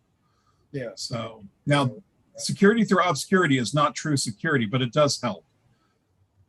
So I wouldn't recommend that as your only method of keeping from being attacked. That would be bad. But to keep from being bothered by people, I highly recommend it. And you said that HamPi will update itself automatically every time it boots, or it will check every time it boots. It's supposed to check if it's the latest version, and if it comes back and says it isn't, it will bring up a dialog box, and it will give you a link to download the next version. Now I've got a 1.4 version here. What's the quickest way for me to upgrade? Just go in and just completely right over, or what? Download the 1.5 version and flash over the card. Now, if you don't want to lose your settings, on the same site where you can download HamPi, on that SourceForge site, there are some instructions for backing up your user data. Yeah. Okay. Now those instructions work fine. The instructions that are part of that to say how to restore aren't quite perfect, but the fact of the matter is you'll have the backed up data, and if you figure out how to get it restored from the backed up data, then you're all good. Yeah. Just my instructions aren't perfect about that yet, and I apologize. I'm a one-man operation. I can't fix everything in one day. You're like a one-legged man in a butt kicking contest, in other words. Yeah, I manage to kick my own butt all the time. So, by the way, I wanted to, you all know that I have that QSL NAG dialog at the beginning of the thing. Yeah, these are the cards that I've received. I need to send I need to print some out. This is a collection of the cards that I've received in the last couple of months. Wow. But I have to admit, the most unique one I got is from somebody who did not have a QSL card. He cut this out for me. He cut out this little squirrel and then printed his call sign on it and sent me a squirrel QSL card. I love it when people do stuff like that. It obviously cost him some time and some wood material, but I mean, the effect it has on me, I mean, just getting a card, I know that people are using HamPi, or I get people mentioning on the mailing list that there's a problem. I know people are using it that way, but just getting a simple QSL card makes my day. Yeah. It makes it feel worthwhile. By the way, I do not charge for HamPi. I do not accept money regarding HamPi. And the reason I don't do this is ethics. Again, for the same people that seem to hate me for some reason, because they think I'm doing a license violation, I don't accept money for it because I know I'm including other people's software. But I do have, and if I can get your attention real quick, I do have 2 charities that HamPi supports. And if you click on the document on the desktop called giveback.pdf, and when it decides to display, I am a firm supporter of children of divorce being in both of their parents' lives post-divorce.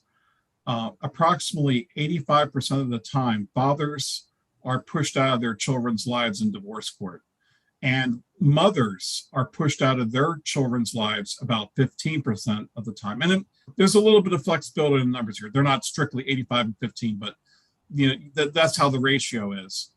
But 100% of the time, the children's lose one parent. So all the children's are losers. Most of the dads are losers, and some of the moms are losers. But I support two charities, the Fathers' Rights Movement and the Americans for Equal Shared Parenting, and they are both pushing for 50-50 equal shared parenting and divorce across the United States. And I am actually fighting for that here in Georgia. I recently got my local House representative and my Senate representative for the state of Georgia on board with being behind House Bill 96, which was a rebuttable presumption of 50-50 shared parenting. It did not pass, but I am working to fix that for children of divorce, because a lot of us have been, or a lot of us have kids of divorce. And I want to make sure that the children have both mom and dad in their lives. Anyway, that's enough about that. So if you want to give something back, open up that document, and you have links to the Fathers' Rights Movement. You have links to the Americans for Equal Shared Parenting. Even if you just donate $1, that's one more dollar that they didn't have. $5. It doesn't take a lot of money. What it does take is a lot of people to donate. So anyway, so enough about that. All right. Well, man, it is 10 o'clock already. Do you guys believe that? Wow. Time flies and you're having fun. Yeah, we were having fun. I know I'm not rushing you off. If there's anything else that you want to tell us, if there's anything else, any questions you guys have for Dave before he goes. I'll hang around. I was going to say, not that you have to go. Yeah. No, I'll hang around. You guys have your own things you want to do. If you have more questions, I don't want to bore you guys to death, I don't think I've been bored.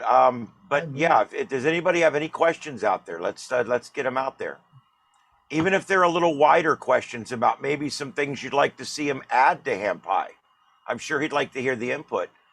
Maybe there's another version of something or something you'd like to see done differently. I know that I'm not a developer, but I know that when I create things, video and audio and things, I like to get input on how I'm doing it and what other people would like to see me do. And that helps my creativity. So I'm sure it's the same with you. And if there's things out there that you guys think that you'd like to see added or whatever, either tonight or send him an email and let him know, because I'm sure going to continue to upgrade this thing and keep it getting bigger and bigger and bigger. Yeah, I'm going to keep it going for as long as I'm capable of doing that. So if you guys want to suggest stuff, click on the HamPi link. And you go to the GitHub page, click under issues, and click that green button that says new issue. And you guys can tell me if you find a problem, please report the problem, because that's the only way I can fix things.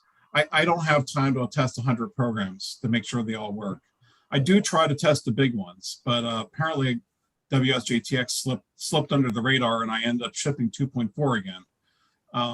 So I've got to do a bug fix release for that. But if you guys find bugs, put in an issue. Or if you find a program that you want to be added, put in a new issue. I'm happy to add anything that I can to it. So and I haven't still showed you all the big programs in this. There was actually a couple more, but it's like you said, it's 10 o'clock. What logging programs have you got on there? Go ahead. We got time. We don't rush out of here. I would love to replace. Okay, so the great granddaddy of logging programs is CQR log, and I think I'm pulling this one from the repository, so it's an older version. I actually want to download and compile the version from the web because it's a lot newer. I've got a simple logging program here called Klog. Let's acknowledge the license agreement. I'm going to ignore this and then finish, and let's see if we get the Klog user interface to display here. So yeah, Klog is a pretty simple logging program here, and I'll let you all figure that out. We also have PyQso. And that actually, PyQso actually took a little bit of doing to get to install correctly. And it's got a lot of secondary components and modules that plug into it. So. Oh, we all love complicated logger programs. Yeah. Well, it's got create a new logbook.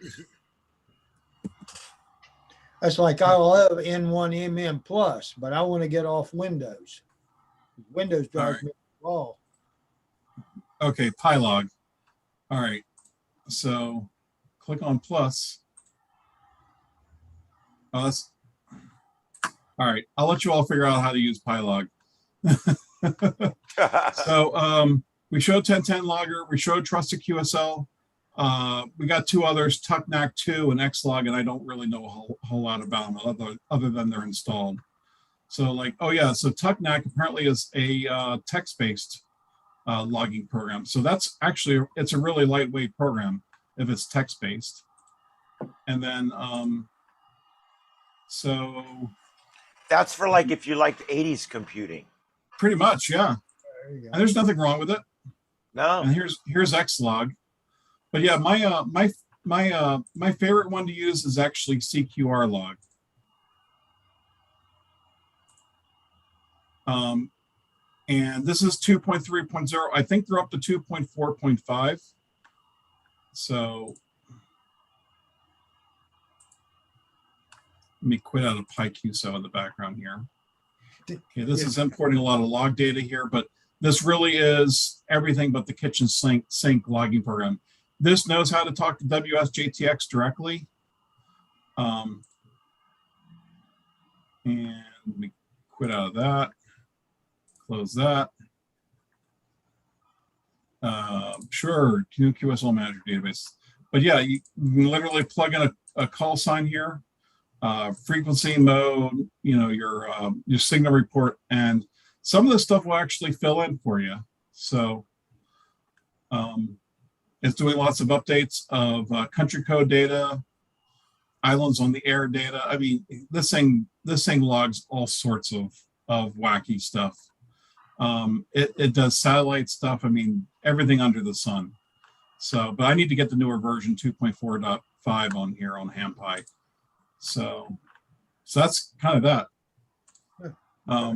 So you asked about logging. We got logging covered. I was trying to add a web-based logging program. The problem is that it would interfere with one of the web. There's another program that provides remote access to the radio, and so you can literally have the Raspberry Pi and the radio sitting in your ham shack, and then you can go ahead and you can take your phone to another room, connect to the web server, and listen to what your radio is listening to, and you can talk of your radio as well and change frequencies and change modes and all that stuff. I actually demoed that. I have demoed that probably about a year ago, 6 months to a year ago, and Dallas probably saw that demo, but it didn't. My demo didn't go very well at the time. So it was there was a lot of audio issues, but that was running via a web server, and then this web-based logging software. Those two would interfere because they're both trying to use port 80 and 443. So, and I have to draw the line somewhere. I can't install multiple programs without providing some sort of a way to switch between them, and that goes a little bit too far for the development I'm trying to do for HamPi.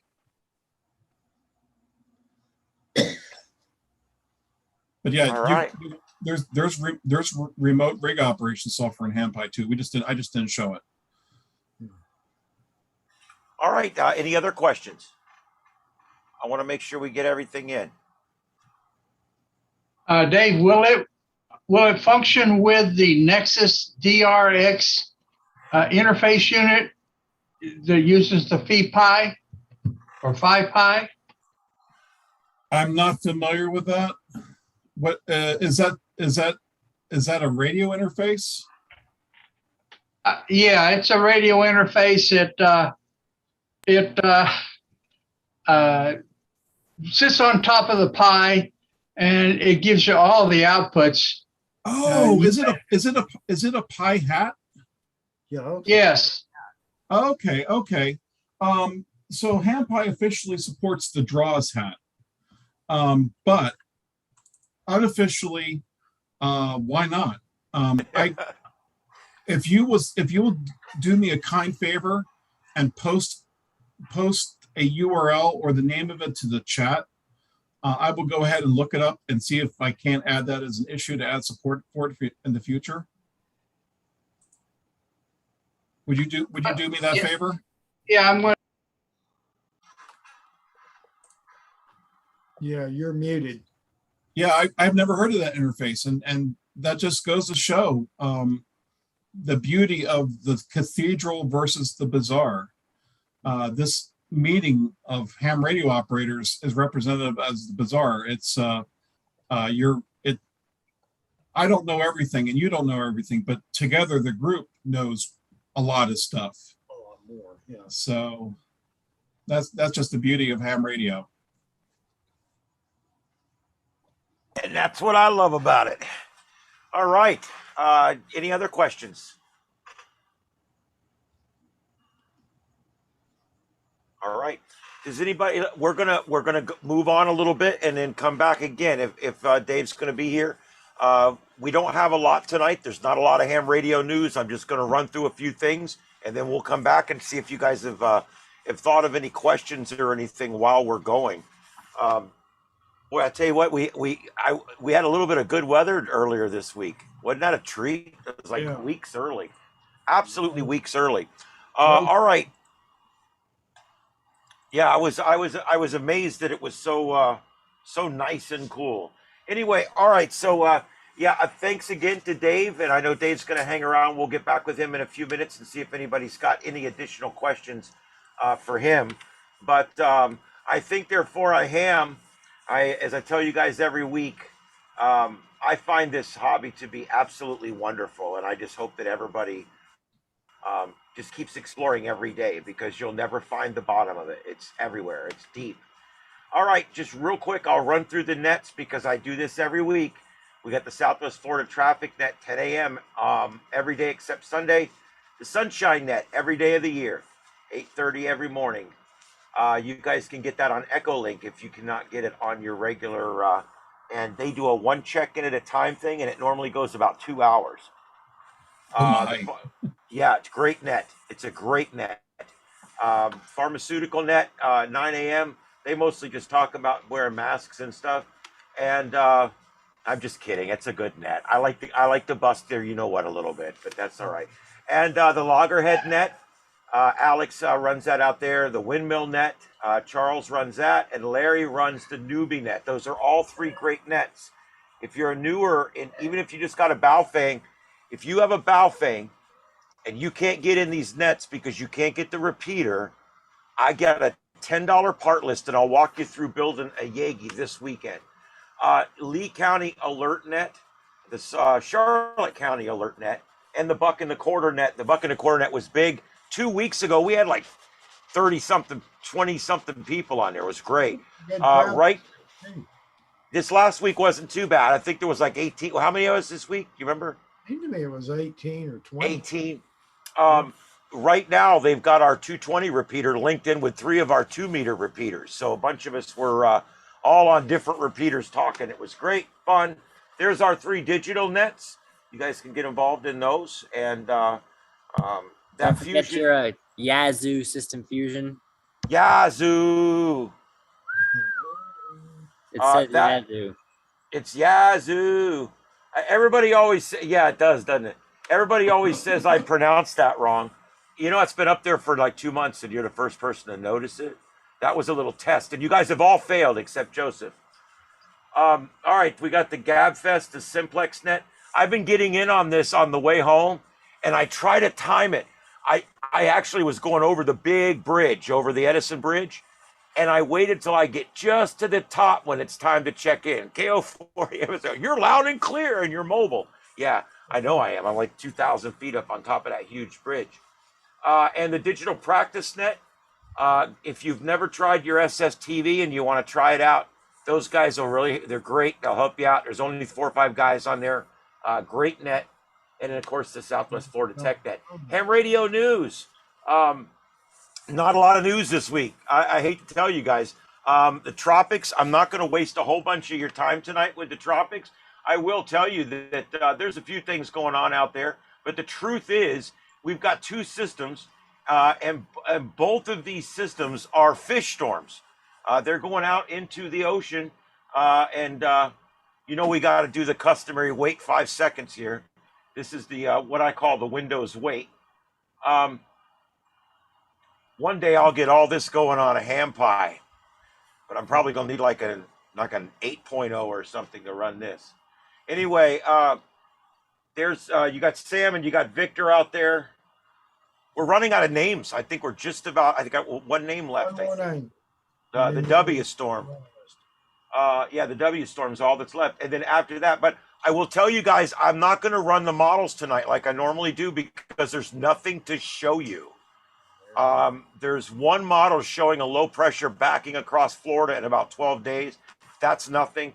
I don't really see anything. So I don't even want to waste you guys' time with this tonight. There's just not, normally I would spend up to 20 minutes on the tropics. There's just nothing going on. Did we go over this last week? No. No, okay. This is my website of the week, okay? This is a great propagation website.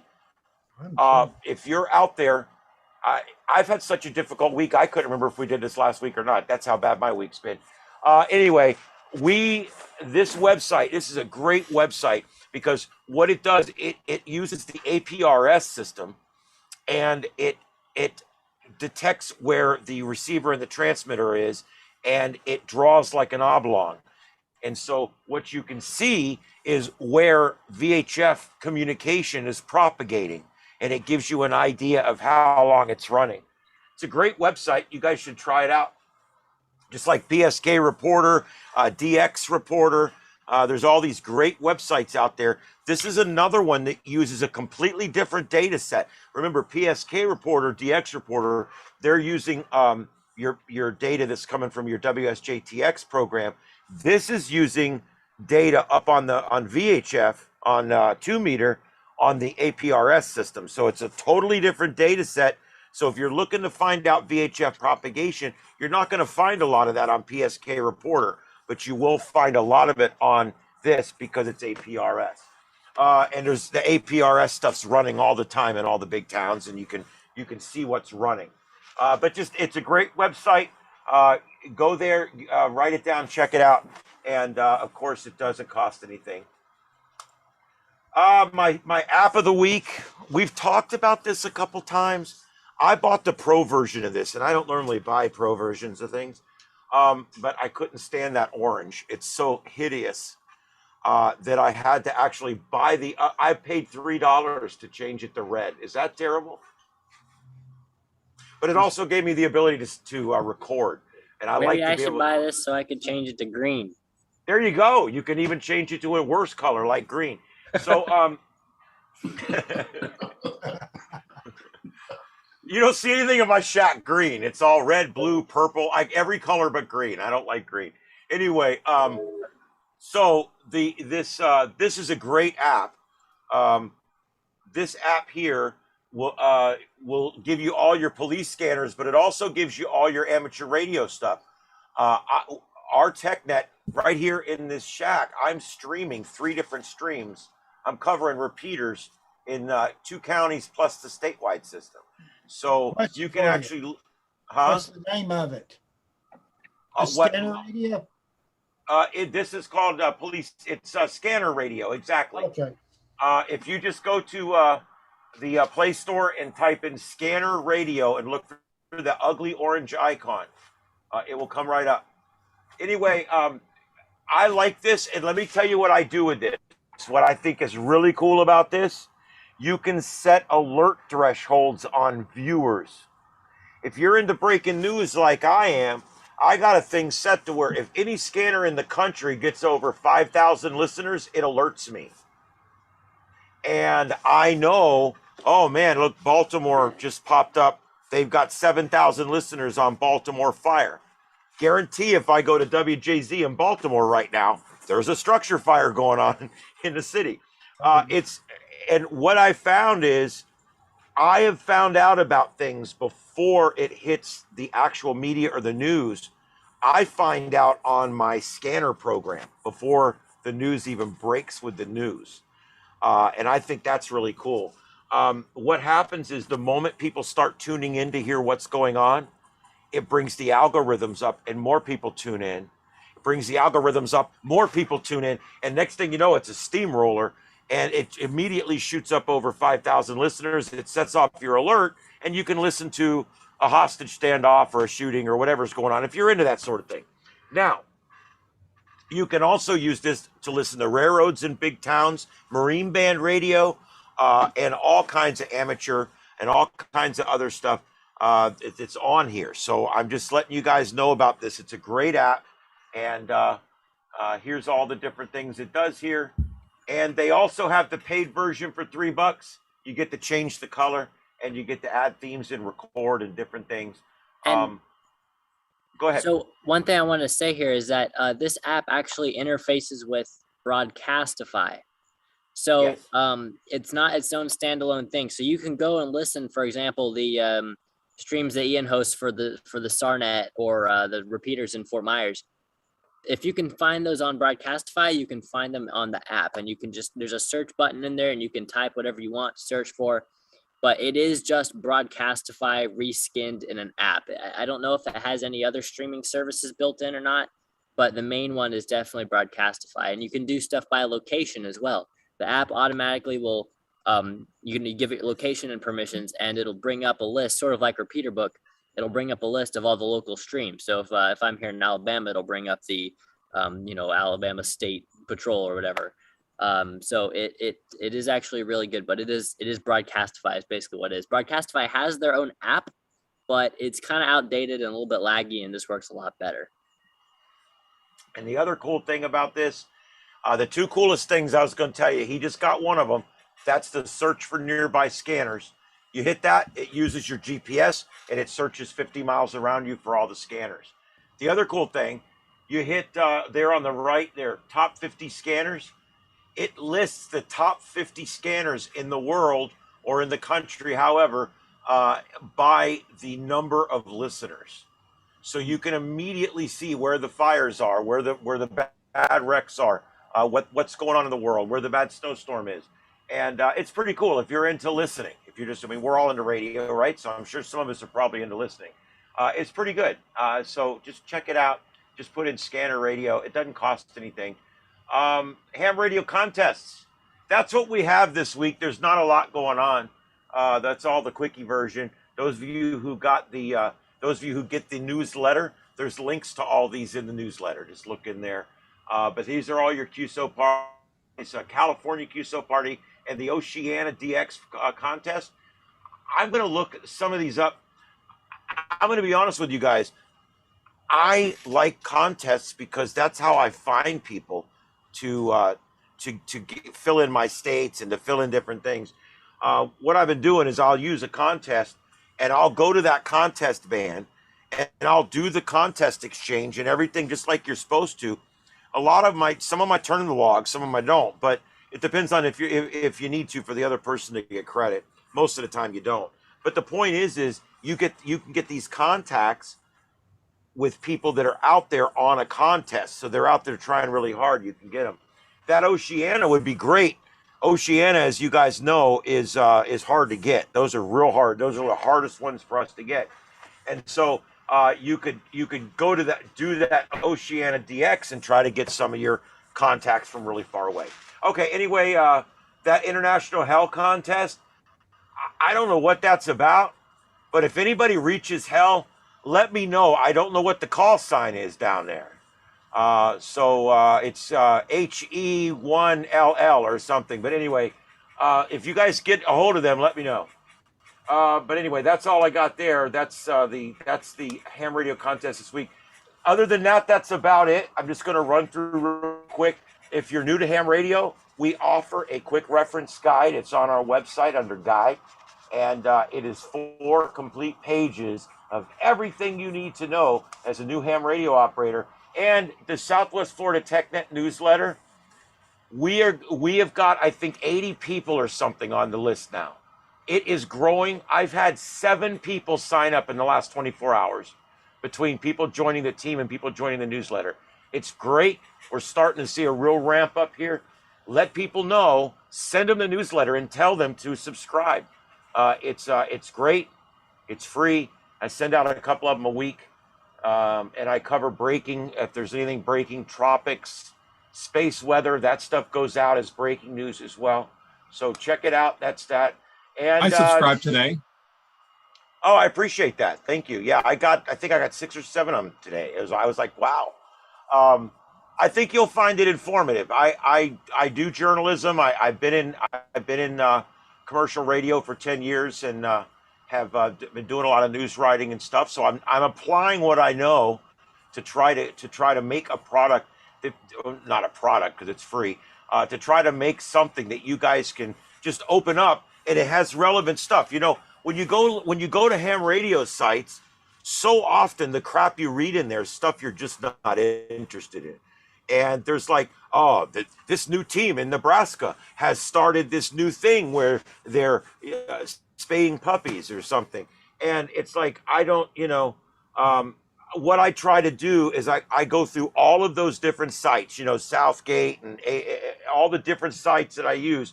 And I try to aggregate news that seems to be interested to a slightly wider,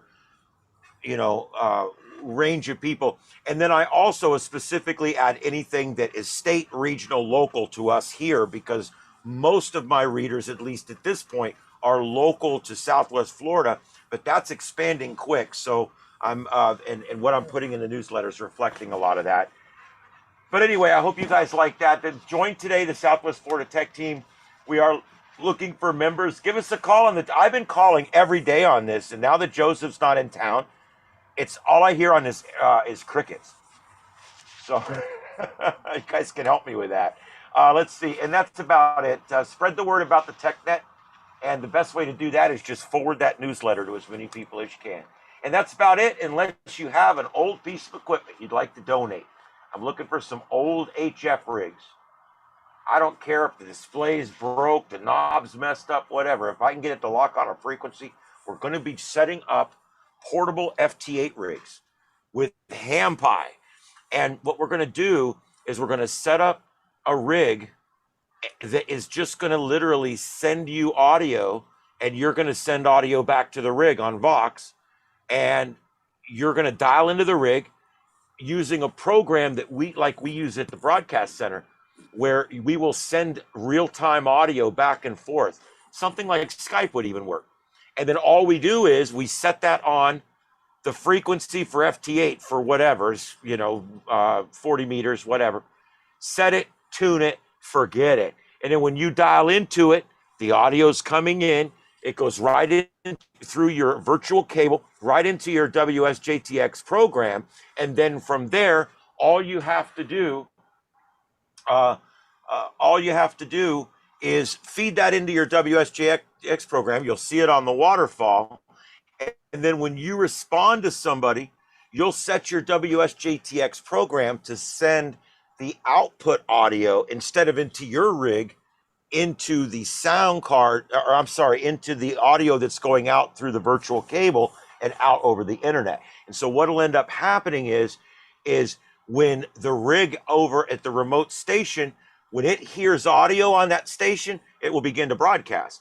So basically, it will be a remote FT8 rig. We're even working on a way to turn it on. There'll be a way to direct it to be on, and then you'll dial into it, and it will function. The purpose for this is, and for those of you who are outside the area, or maybe have never been in before, we live in an area down here where a lot of our members and a lot of our guests here are retired, and they live in communities with condo Karens and condo Nazis and Gestapos and all that. And so what we want to do is provide a way to get as many people on FT8 as possible, because FT8 is quickly becoming the number one way. I don't know if you guys realize it, but 70 to 80% of all amateur radio transmissions right now are on the FT8 system. So if you're not on FT8, you're playing in the small sandbox. And so what I would So you don't think that's enough? What? You don't think that's enough? 80%? You want to add to it? No, I want the rest of you. I want us all on there. I mean, I gave up on phone a long time ago, so I kept the mic, but yeah, I gave up on phone on that a long time ago. But I do still contest with phone. I love contesting and doing pileups and stuff.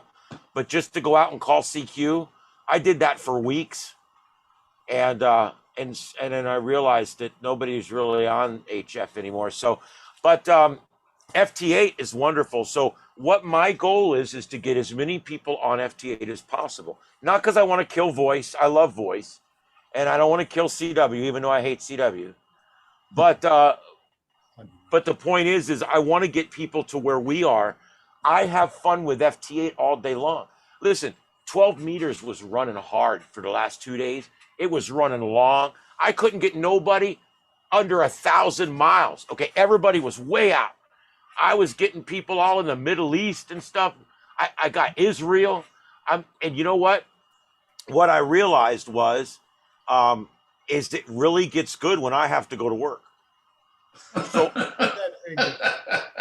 yeah. So you know what I do? I take my tablet. I go into work. I dial in, and I sit there the whole time I'm at work, and I'm playing FT8 over here while I'm editing commercials over here. And yeah, I love it. And what I do is I don't zombie mode. I don't just call CQ and let it sit there and run. I don't do that. I set the alerts for zones and all the different things that I need, and it alerts me. It'll go alerts, new CQ zone, alert, new CQ zone. And when it does that, I'll go over and I'll hit it real quick and I'll grab it. And so I'm still working it contact by contact. I set my waterfall each time, and I love working FT8. And I just want everybody else to enjoy it too. That's all. And so we want to set up these remote rigs, and to do it, I need radios. I only have, my radios I have here, and that's it. So, and I don't have the money to go buy anything. There's some used stuff out at the swap shop that I'm kind of looking at, maybe eventually if I can't get some other stuff. But anyway, looking to do all kinds of different things. And so if you guys want to get involved with any of these projects, what we do, we have a whole list of computers that are here in the shack. And if you want to work with us on a project, I just give you dial-in access to that computer, and we work on that project together on the computer or whatever. So it's really cool how it works. We've got remote access into just about every computer. Well, every computer in here now. I think 8 computers, including one HamPi. We have remote access into, and it's working great. So anyway, other than that, I want to open it up now to anyone that either has something they would like to say or an announcement that they have for everybody on the TechNet tonight. Does anybody have anything they'd like to bring up or say, or something real quick that we can help you with?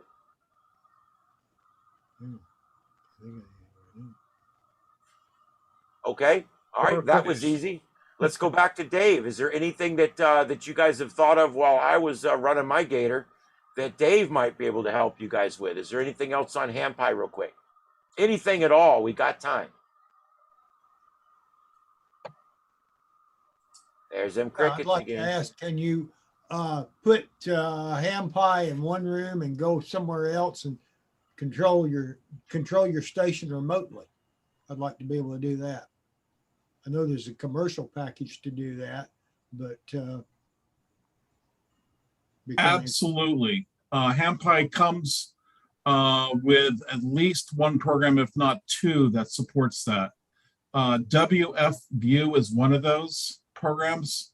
It does require a little bit of setup, but you can run your rig remotely. I think WFU might be limited to ICOM radios, though.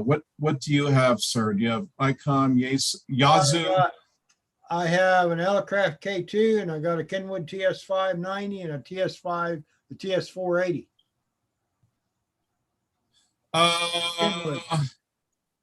I'd have to check on that for you if those radios were supported.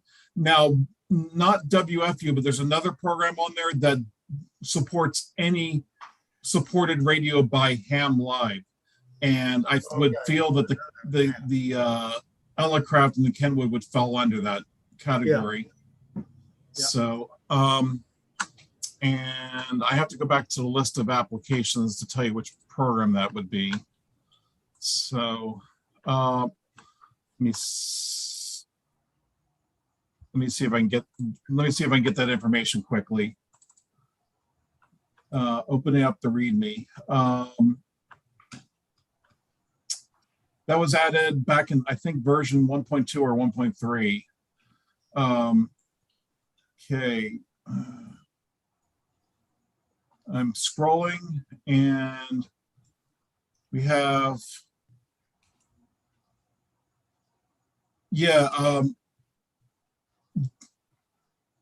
Universal Ham Radio Remote, UHRR. Universal Ham Radio Remote. That supports Ham Live based radios. It is beta quality software. So expect some defects with the software. Expect some bugs. Radio. So it's like Windows. Pretty much, yeah. And then the other program similar to that is called WFView. And I added that in the last version of HamPi 1.4. That's a program to control modern ICOM ham radios. And so the difference between the two is WFView has a different user interface and only supports ICOM radios. Universal Ham Radio Remote, again, has a different user interface, but supports a broader range of radios. But I found some difficulties with UHRR on the last version, but I haven't played with it since to see if they've fixed some of the issues. Cool. All right. Anything else? All right. I want to tell you guys next week, I'm not sure what we're doing yet, but coming up in the next couple weeks, and maybe next week, depending, we're going to be talking about a couple of neat projects. One of them is going to be replacing the backlight in your radio. And I bought these on Amazon, and they're really cool. They're basically little LED lights, as you can see here, just little LED lights. They are 12 volt. They've already got the adapter right there. And I'm going to be replacing the backlights in all of my older style gauges here and here, and also in a couple of my two-way radios, my older two-way radios. I'm going to go inside and actually put new lights in there. These lights, we're going to talk about them next week, but you can get 56 of them already pre-wired, pre-soldered, and ready to go for $7. And you can, and they come in 8 colors. Look at this. They come in all these different colors, and you get like 10 of each or whatever. I'm not good at math, but you get like a bunch of each, and it's really good. And I'm going to be putting these in everything. Everything. My wife's dishwasher is going to have blue lights in it. Not green. Icon rigs are dark. Another thing we're going to be discussing, which is really cool. Everybody's always like, yeah, I take my old cell phone, I throw it away. I take my old cell phone, I throw it in the drawer. I take my old cell phone, I destroy it, whatever. I don't. Don't do that. Nope, they're IP. Use them. I use them. I've got, well, I don't know if you guys can see it. I got 2 of them right here. This back one, that one is constantly monitoring parks on the air. And it always is rolling with the exact spots as they come in. This one is set on military time. Okay. I got an old tablet right here. I guess you can kind of see. And it sits right here, and it does DX monitoring for me. I've got another old phone right here that I'm using right now to monitor this meeting as my monitor, KO4 EFS mobile. And I have another tablet which I left in my van with the flat tire at work, and it goes here. And I've got another old phone that I'm getting ready to repurpose and put here. So I'm going to tell you guys, 30 different things you could do with your old Android or, well, I guess Apple device. Yep. Yeah, I'm resident with Apple because it's just, it would probably cost too much money. But anyway, but for Android, you can take your old, I'm sorry, if you're Apple people, I'm going to smash a little bit. I don't care. I'm just kidding.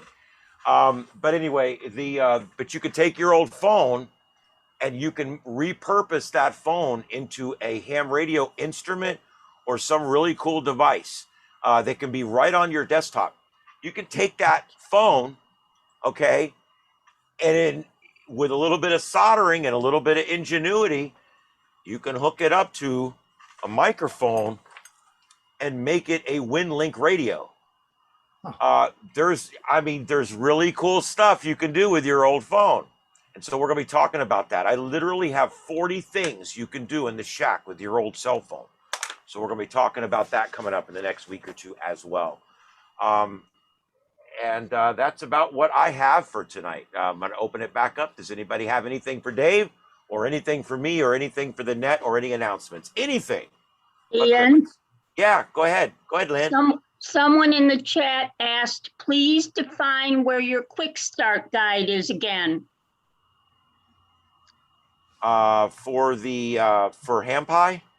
No, for the new ham operator, the 4-page document.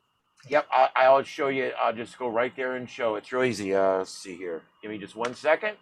Do that. And let me pull this up over here. Yeah, there we go. All right, and you go to our main website, which is right here. And right there, it's the guide button. It's the 6th button over. You click on that, and it brings you right up to the guide screen. And when you go there, it'll bring it up, and you can actually download it and print it right from here. PDF file. Yep, it's just a PDF file. You can save it, keep it, put it on your thumb drive for Aries. It's got everything in it. And what's great about it is the fact that when I made this, I've only been a ham for, you guys know, I've only had my license for what, 1 year and 3 months. And I had a hard time because I'm one of these people, a lot of hams start out and they'd go really slow. I didn't. I've already got 8,300 contacts. I'm like one of these people that goes crazy when I do something. So I realized early on that we needed something like this. So I made this thing that's basically everything you would need to know if you're a rookie. There's the Q codes. There's all the different bands and the frequencies. These are all your Morse code along with your alphanumerics or the phonetics, I mean. And then there's all your repeater locations for Lee County. There is all of your repeaters with all your repeater information. There's all your nets. There's all your lingo. All the information about the TechNet, all the information about band spectrum. 10 things you can do right away as a ham radio operator. Then once you get going, 20 more things you can do as a ham radio. My goal is to get people going right away. People go home, never get their first radio. It's a They get a shame. radio and they set it down and forget about it. Yeah, or they buy a Baofeng and they're like, well, I didn't know what to say. Call me, I'll help you. But anyway, so I made this thing because I just really kind of felt like there was not a document like this. You can take this, print it out on two-sided paper, and two-sided copies, and you'll have 2 sheets of paper. You can fold it in half and stick it underneath your rig, and all that information's always there anytime you need it. Or you can put it on your old phone. And it's PDF. Save it on your phone, save it on your tablet, save it on your computer. And then when the internet goes down, you've got all this information still. So that's it. That's all you got right there. And while we're here, I'll just mention, guys, our website is a great resource. Ooh, what happened there? Our website is a great resource for whatever else you might need. Under resources, I have a lot of stuff here. So much that it don't fit on the screen anymore. This was all under one tab. I've had to split it under 3 tabs now. But anyway, all this stuff is all here. You guys check it out. And anyway, there you go. As far as I guess that's about it. I don't think I have anything else here. You guys can always click our archive tab right here, and it brings you to our archive page, which literally has every one of our past episodes on it. And you can go right in there and check it out. So if you want to install HamPi on your Raspberry Pi, I get blueberry, raspberry, I get it all mixed up. If you want to do that, all you have to do is go back to last week, or wasn't it last week? Last week. Yeah, you just go back to last week's episode and click that, and it will begin to play, and then you'll be able to go back and watch. And we actually, Joseph went in and actually showed you in this episode the exact steps using the Balana etcher, and also how to make your image and how to set it up, how to get it going. And we even did a quick walkthrough at the end. And then once you get it going, you can come back to this one where we've got all this stuff. So anyway, this was 2 weeks ago, and it's available on there. There we all are 2 weeks ago. Hey, look at that. All right. There we go. And all right, let me get rid of this. Where is all my controls? There they are. Too many screens. You guys see all these screens? There's 7 more that are not in the screen over here. So it's a little bit crazy in here. As long as you don't launch any missiles, you'll be good. Thank God these are flat panels. If we were back, I used to have, I got to find a picture of it. I built my wife calls these caves. I built a cave like this a long time ago when I was doing my paranormal research show. And we were doing a 3 or 4 hour show kind of similar to this. We were talking about ghosts and UFOs, and we were traveling all over the state, and we were doing all kinds of great scientific research, and it was a lot of fun. But when we were doing this this show, every night we would go to do it, I had this cave built in my room, and I had 14 CRT monitors and 3 televisions. I bet Florida Power & Light loved you. Yeah, it was so bad that I had to rig up temporary ventilation in and out of the room the night I was doing the show. If I was doing a local show, which was about every other show, I literally I went and bought hoses, and I ran a secondary air conditioner with a hose that blew the cold air in there because I couldn't keep the room cold. This thing here has twice as many screens as I had before. I think I've got 1, 2, 3, 4, 5, 6, 7, 8, 9, 10, 11, 12, 13, 14, 15, 16, 17, 21 screens. Of course, a few of those are little ones, so we'll still count. 20 screens. If I had this in this room, it would take 3 or 4 of those air conditioners up there to run it. Luckily, yeah. How much power are you using on all those screens? Have you plugged in a kilowatt into them?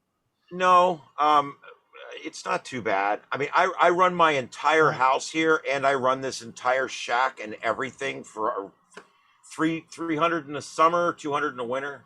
It's not bad. It's doable. I'm probably responsible for about half of the electric bill here, but I pay the whole thing. So who's bitching?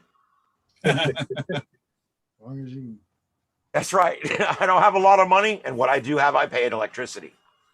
No, my focus wasn't on the money. It's just I'm wondering how much electricity you're pulling off of one circuit, unless you're using multiple circuits. Oh no, when I bought the shack, I'm one of these weird guys. I got my license. 3 days later, I took delivery of my shack. It's literally a 10 by 14 shed that I bought and had it sat here. I'm still paying on it. And what I did was I ran 10 gauge wire from my pole, which is only 20 feet away from my shack, underground, right into here. And then I put in a sub panel in here, and I come in with that 10 gauge wire, because it's thick. I mean, 10 gauge wire. It comes into there. Yeah, I mean, you can run 2 dryers on that, right? It comes into there, and it's split into 2 circuits. Each circuit has 2 breakers, And then those go into 4 different things. The way I basically have it set up is I have switches that turn off all the power to everything except one plug, which powers an uninterruptible power supply that has just my 7 CPUs plugged into it. And it has all my radios plugged into the surge suppressor side. And I have all the computer CPUs plugged into the battery side. And I have everything else plugged into a switch, the switches, 4 switches. And all that, when I leave here at night, I stand up, I walk over, flip the switches off and walk out the door. And all the computers stay on. Some of the ones that we're not using will go to sleep and do other things, hibernate. But for the most part, most of them stay on and stay running. I got one over here that's running 2 Broadcastify feeds, one that's running 1 Broadcastify feed. This one's running my FTA and my plane tracker. And then I've got, 1, 2, 3 other experimental computers that are just running. And I've got 2 of those shut down right now because I'm just trying to save power. Again, I'm not running everything all at once. So anyway, that's a little tour. I should actually give you guys a tour one night with, carry the camera and show you all the different stuff I'm doing. I'm one of these, I work at a place, and I don't want to disparage my boss because I love the guy, but I work at a place where all the bosses, they'll walk into a meeting and they'll sit there and they'll go, remember, less is more. And in my mind, I'm thinking this guy's smoking crack because less is less. Less is effing less, okay? It's never more, it's always less, okay? And so I've always had this like little back and forth with my bosses because they're always like, less is more, less is more. I'm like, no, it's not. And it never will be. And so when I do something myself, I apply my axiom, which is more is better. And it works great, man. I've had good luck with it. My wife's not all that happy about the amount of aluminum in the yard, but she does support me. Well, It's it's really really important. important. Be like some of our politicians and try to say that more costs 0. We actually, really- I'm not going to get into politics, but we actually had a politician go on camera today and say, it doesn't matter what stuff costs because we make money, basically. So yeah, it's going crazy up there. But anyway, all right, let's open it back up to anybody that has anything for Dave or any questions or anything for the net, anything at all. Open it back up again. Oh, I was just going to say it's really important to have a supportive spouse in this hobby. Yes, very much so. And I do, thank God. Especially when you have lots of aluminum in the yard. She tells people, she goes, my husband runs an aluminum farm and he grows the little ones in the front yard. And then when they grow up, he puts them in the backyard. Nice. And there are wires everywhere. And by the way, for anybody had any questions regarding WSJTX, I was able to get it to transmit. I had to click on a checkbox in the preferences. Now it's transmitting. Awesome. Yeah, that was called the confusion upset me checkbox. Pretty much, yeah. I hate that. I hate when they do. You know what? I'm a default guy. Things should be set right for default. Things should be set to work for like most people when you get it out of the box. I call those gotcha boxes. But I'm going to tell you something. I have found in ham radio, a lot of times things come out of the box and they're not ready. There's like some little thing you got to do. It's not like normal consumer programming and normal consumer electronics. Normally you plug it in and it works because generally the general public's pretty stupid. But when they make stuff for us, I think there's a little bit more of an assumption there. Oh, they want you to read the manual. I don't do that. But Damn, and it doesn't work out of the box. I know. The biggest phrase that I want to strike from the English language, plug and play. No. Maybe- I've never seen plug and play in my life. I've seen plug and frustrate, plug and sit, plug and get thrown away, No. Plug and plug and get pray. sent back to Amazon, Plug and pray. plug and pray. Yeah, but it's never plug and play. I mean, come on, let's get real. But I will say in defense of HamPi, it may not be plug and play, but it's Flash, and all your programs are already installed. So you do have to configure them. But what you I'm don't have to saying is compile no them. reflection on HamPi at all. As a matter of fact, HamPi is a step in the right direction because normally with everything with ham radio, you're going to get this piece and that piece and this piece, and then you're going to have to get it all put, which I understand is part of the fun with ham radio. But sometimes I just want to plug it in and make contacts. I don't know. Sometimes I want to build it, and sometimes I want to be an appliance user. Yeah, but think about the magic we've got going on here. We are pushing electrons through the atmosphere from our house to somebody else's house, hundreds, if not thousands of miles away. The fact that we can do that at all is just amazing. Yeah. I completely agree. And so I think that does unfortunately deserve a little bit of frustration, but I think we've made it a lot easier than it used to be. I mean, at least we're not using spark gap transmitters anymore. That's true. No, actually, ham radio's come a long way, and I don't look at the digital modes as a negative thing. I understand that it's killing phone, but it's the future, man. We got to embrace it. There'll always be phone, and I just love digital. The weak signal modes are particularly good since we're towards the bottom of the sunspot cycle. When we get back up to the top, yeah, go ahead and use phone and for the DX communications. But when you can't get through with phone, use CW or use digital modes. Yep, exactly. And I'll tell you, the conditions have been crap for a long time. Except we did have a decent Magic Band season this year. I put up my 6-meter Yagi this year, my five element beam, and I did really good this year. I think I made 600 or 700 6-meter contacts this year. Oh my, that's a lot. It was good. All FT8, of course. I think I made one voice just so I could have it in the logbook. But the point is there is other ones out there that you can get. Like I know that just in the last week, 12 and 15 have been opening up in the afternoon, and this is new, but our solar flux was high. Solar flux was 100 yesterday. It's in the 90s today. So I think a lot of it might have just had to do with that. But solar flux really doesn't get good till we're up in the 150, 200 range, till it really opens us completely up. We haven't seen that in years. I mean, it's between 70 and 80 usually. It's nothing. So I'm really hoping. I can't wait. I mean, I'm New Ham, so to me, this is my first solar cycle. And I had an Elmer tell me when I first started. He said, you started at a great time because you got 6 years to practice. Everything starts and goes really crazy. Yeah, and so I thought that was kind of cool. So yeah, I got 6 years to practice, and by the time we get to the peak of the cycle, I should be pretty good. Yeah.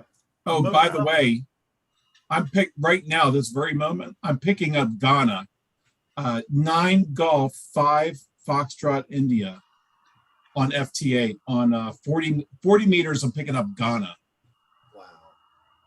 Wow. Okay. Now, they're not hearing me yet, but I'm hearing them. Wow. I'm looking at mine right now. I'm seeing mostly, I got Greece, Bulgaria, USA, Venezuela. There's Turkey. Yeah. Oh, I just picked up WW0, WWV. They must be finally going to make a contact with them in Fort Collins. Yeah, I've contacted them before. That's that commemorative station they run every year. Well, the commemorative station for WWV. I drove up to it, by the way, and it's pretty much government only. Stay out. But I figured since I was in Fort Collins, Colorado, I'd at least try to drive up to the gate and take a look. All right, I want to show you guys something real quick here. What I'm going to do is, this is something that let me get it on the right screen here and then share the screen. Okay, this is my WSJTX. This is how I run it here. You can see on the left, I got my WSJTX. On the right, I got Grid Tracker with my waterfall below. Your screen. Is it not share? I clicked I'll share. see it. What the? I see you. There it goes. Erica. Bling. Yeah, it's Windows. I needed to click OK twice. Okay, so yeah, Bill Gates. Anyway, so when you're in this program, you can go over here to your gears, go up here to alerts, and go down here and put call sign and W3DJS. Yes, sir. I put him in there, and I put I want text to speech, and I want until deleted add. And now I've just added him in. I'm going to also add a visual pop-up, and I'm going to add that one as well. So now if he comes up, either if I see him on this band, it's going to alert me that he's on the band. Well, I see a lot of traffic moving out there. Holy crap. There's Georgia. And I don't mean our Georgia. You mean the country of Georgia? Yeah, that one. Soviet Georgia. Yeah. I would try to transmit, but sometimes it disrupts my screens and my computer, and I really don't want to risk that right now while we're on the meeting. But yeah, boy, there, look at that. A lot of activity going on.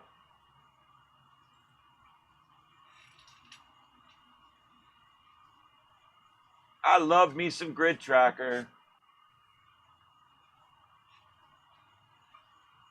So I'm trying to see if I can hear you, but I don't seem to be able to hear you. Well, I'm not calling CQ. Oh, okay. Here, actually, I'm not calling it at the old moment. Here, let me go ahead and call CQ.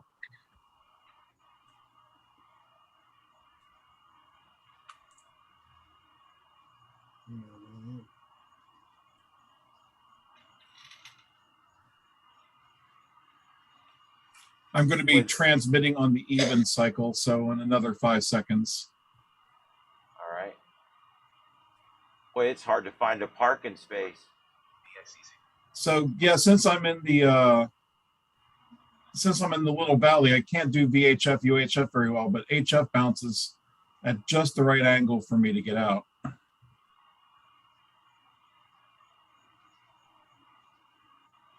Now I want you guys to notice how many is popping up here. I've got it set for CQ only.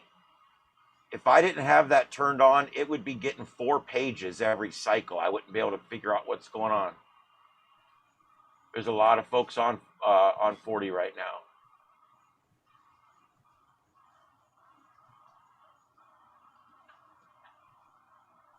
It looks like field day on the waterfall. It does, doesn't it? I was just gonna pop In fact, yeah, I'm gonna have to move. Oh, look, we've gone back up again. The geomagnetic field is fluxing here. We're back up to 91 on the solar flux. Well, it was at like 96 earlier, so I guess we're down to 91. But it's showing that a lot of the bands are doing pretty good right now.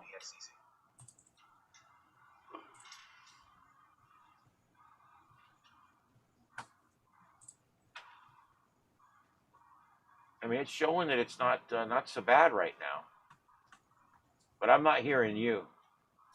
Well, it's no. I mean, yeah, it I'm happens. broadcasting out. I'm broadcasting out on my end-fed half wave at 50 watts.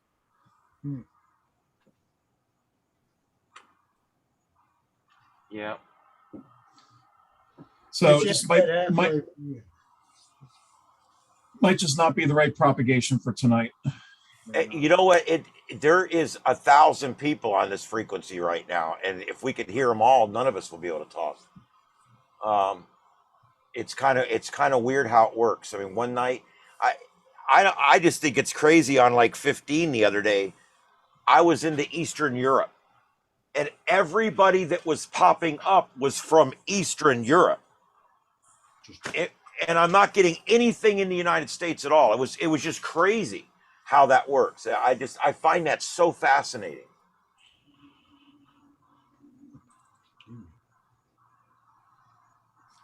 Yeah, you know, it's kind of showing that the atmosphere is a living being. Yeah, it changes. It has moods. Sometimes the moods are good, and you get propagation to the areas you need contacts in, and sometimes it's lousy, and it's like a pouty teenager, and you can't get anywhere. You mentioned earlier running the gray line in the morning. One of my Yes, favorite sir. things is coming out here. I get up sometimes at 3 or 4 in the morning and can't sleep. And I like to come out here and do 80 and 40. And I can get on 40 at 4:30 in the morning, 5 o'clock in the morning. All of a sudden, it'll open up into New Zealand and Australia and Japan, just like that. And it stays open for sometimes only 20 minutes, 30 minutes, and then it closes back off. But I've been able to get those contacts over there. And when the getting's good, the getting's good. Yep. Yeah, one morning I got 3 Australian contracts all within about 10 minutes because it was running perfect right there, you know. Oh, I know the feeling. And when this, you spend all this time in front of the screen or in front of the radio, and you just have lots and lots of tries, and you swing and you don't connect. It makes those times that you do swing and you get the home run all the more better. Oh, I know. And I like to try different things. Like if I'm not getting out, or I'm having a hard time, I'll try different things. Like, I know this sounds crazy.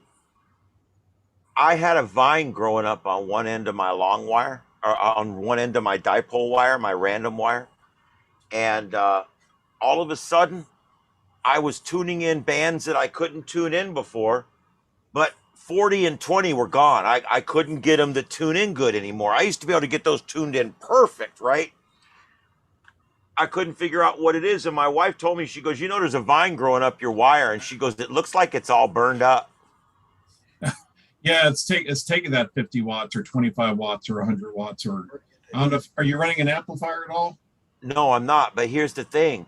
It was allowing me to tune in a band that I wasn't able to tune in before. And I was hitting good contacts on it too. So it was just like, it was working. That's what people say. How can that work? It doesn't matter. It was working, and it wasn't hurting my radio. So whatever. I went out and cleared the vine off, and it went back to the way it was. I've done weird things like I'll run it hard for 3 days, and then I'll go out there and I'll switch the leads around going into my balance. And I know, just a simple thing like that. Now my positive lead's going down the other side of the yard. That changes everything. It changes how I can tune in. It changes everything, which way I'm shooting, whatever. So little things like that you can change. I'll tell you something else I do. I'll get on here, and there'll be a situation where someone will answer me back, and then I can't complete it. They can't hear the second one or whatever. I'll let it run one cycle without transmitting, because a lot of times someone will be transmitting over the top of you. And even though you're right in the middle of a QSO and you've answered him back 3 times, but he keeps calling out for you, don't just keep answering him back because something's wrong. What I'll find is some jerk is on top of me. So what I do is I'll go one cycle and let's see what another good spot to move to, and then go back and hit that guy again and see if I can complete the QSO. I've had a lot of luck with that just in the last month or so I've been doing it. So just a little thing I tried, and it Like it I've works. had a lot of luck. I've got 2 HF antennas here. They're both in-fed half waves. One of them I built here at home. It goes down to 40, and the other one goes down to 80. I'll usually be operating, if I'm operating a contest or something, say on 40 or 20, I'll switch to the other antenna and get through when I don't the first time. There you go. Tell you something else I was doing. This. If you call this cheating, I'm sorry. I only did it a few times to test it out. I'm transmitting further than I'm receiving. It's a Yazoo. I hear that one of the Yazoo or ICOM, one of them receives better and the other one transmits better, but I forget which is which. Anyway, whatever. Point is, my Yazoo, I keep saying that because everybody says I say it wrong. My Uzai, whatever it is, my FT100, it seems to transmit further than I can receive, and I have a high noise floor. So what I tried one day, this is crazy. I dialed up an SDR in Georgia, and I dumped that into the receive side, and I'm transmitting on the transmit side through the radio. And I was making QSOs. It was like, oh my God, I can hear these guys on the SDR. I can transmit to them on my transmitter. I can hear them on the SDR. But it was funny. And I piped my local radio into a second computer so I could see what I was picking up here. And I'm only picking them up every third or fourth time they would talk, but I was hearing them every time on that SDR. So I know that I'm getting out further than I'm receiving back. And so I got to work on my noise floor and stuff like that. Yeah, that's like on 80 here, I have a high noise floor. Well, there's a bunch up in Atlanta I like to talk to on Thursday nights. So that's a North Georgia QRP group. They have a sideband net. And I get on that. Well, I'm probably using that same receiver you are. It's up in Delon. I got works like a charm. I like up at the school. I like that one. School, Lumpkin County Schools. Uh-huh. That's the one I've been using. It works great. I can hear them and they can hear me too. Yep. So speaking of remote operation, are you guys familiar with remotehams.com? I've heard of it. Yeah. So there's software that you can basically put on your machine. There's a server and then there's a client. The server software you put on your machine with a radio hooked up to it, and it allows people on the internet with the client software to control your radio and some types antenna tuners and also amplifiers and even rotate antennas as well. It does all this sort of stuff. And then there's client software that runs on Android phones and also on the PC, Windows-based PC. But one of our local hams, Ray Bailey, Remote Hams S. Remote Hams S? Plural. HAM Sierra. Yeah. That's it. Yeah. They run on. So they have both software for the server and for the client. It's easier to get started with the client first, although you do have to register. You just can't go running with it. You have to sign up first. Yeah, I can't pay these guys. But we have a local ham, N4GYN, Ray Bailey. He hosts his ICOM, I think 7610, or maybe it's a 7300. I'm not sure which, but he's got a pretty impressive setup over there in Beaufort, Georgia. Mm-hmm. But this is we were wanting to do something like this, but we're wanting to actually make it one step simpler than this. But yeah, this is cool. See, we originally were going to do a Windows desktop environment where you would actually sign into a computer that has WSJXT running and all that. We realized early on that's not a good solution because then we have logging issues and everything else and your settings and my settings. What we decided was the best thing to do is just serve the audio back and forth from the radio. And if we're using WSJTX and I have each radio set on one frequency all the time, then you don't need to have rig control at all, really, to do FT8. So that's kind of where we came up with that whole idea. This would be really cool though. So you can actually control other people's radios with this. Yes, sir. That's cool. I mean, if you want, I could try demoing it. Yeah, It's also 11:15 too. Maybe we save this for Yeah, next I mean, week. we're getting pretty late. Hey, you're welcome to come in anytime, man. I'd be happy to join you guys. Yeah, we do this every as long Friday. As long as the XYL and I aren't on a date. Well, there you go. some things are more important, so you got to take care of those first. Rick, you absolutely nailed it. Some things are more important. What you guys get me on Friday nights, Saturday nights, that's our night. Oh. So yeah, I sign off out here usually about 4 or 5 o'clock in the afternoon on Saturday, and I go in, and that's our night. We have a nice night inside. We cook a big dinner. We watch a movie. We have some time together, and that works out good for us. And then we go back to the grind. Sunday is my day where I like to come out and just play around out here all day. Yeah. And then of course during the week I work, but all right. Does anybody have anything else they'd like to bring up real quick? Well, last week you mentioned you needed guest speakers. Yes. One of our local guys here, Dave and I have had him do a talk on the nano VNA. And he was on here earlier. Say again? Yes. Yes, I would love to do the network VNA because that's a wonderful piece of inexpensive equipment that has a bit of a learning curve. Yes. Well, this guy did a presentation at for the Guards Club meeting, and then the following week he did a workshop. And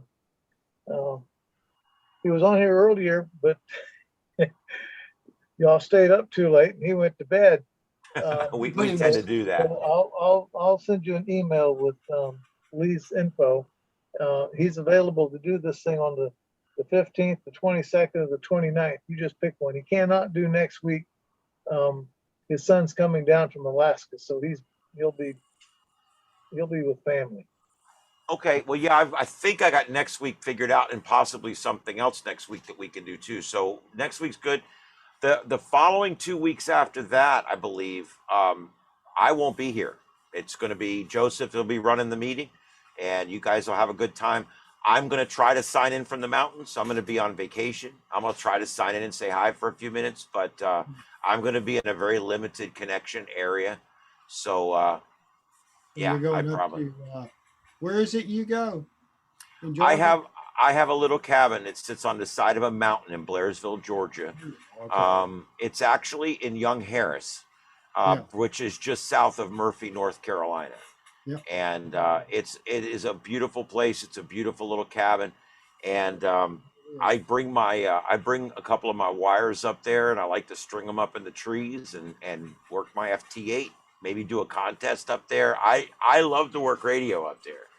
Yeah. And since we don't do much up there but sit around and read books and hang out and just do the quiet time anyway, FT8's great for quiet time. Because you don't have all the radio noise. But I like to bring my VHF, UHF equipment up there, and I set up a base radio, and I talk on a few of the nets up there when I'm up there. There's not a lot of nets up there, but when I'm up there, there's like 3 VHF nets I do up there. And then there's this antenna, I think it's on Mount Mitchell, but there's this antenna up there that's so high that you can talk on it from 5 states. And I put that in the car, and I keep that on, and I just monitor that and try to get involved in QSOs on that. It's a lot of fun. I was talking to a guy from Buck Bald in Tennessee, and he was somewhere in South Carolina, and we were in a QSO over that repeater, and we were literally like 500 miles apart.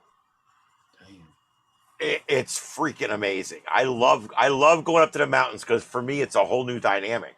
Because Florida is as flat as it gets. Okay, we are so flat down here, and it's good and it's bad. Height is so much might down here because it's hard to get. We've got a repeater up here. Our 685 repeater is at 660 feet, and that's our blowtorch down here. Other than that, most of our repeaters are at like 150 feet. Yeah, you'll be in Atlanta. You got several mountains there. You got 676 is on Stone Mountain. And there you go. Yeah, and then they used to have repeaters on Sweat Mountain. I think they kicked them off. But then you got some up at Cumming. What's that? What's the mountain up at Cumming? Shawnee Mountain. Shawnee. Yeah. 14715, I think. That thing goes all over the place. I'm glad to hear we've got amateur radio still on top of Stone Mountain. I know that there's the little antenna they got up there, and I'm glad to hear that there's stuff still up there.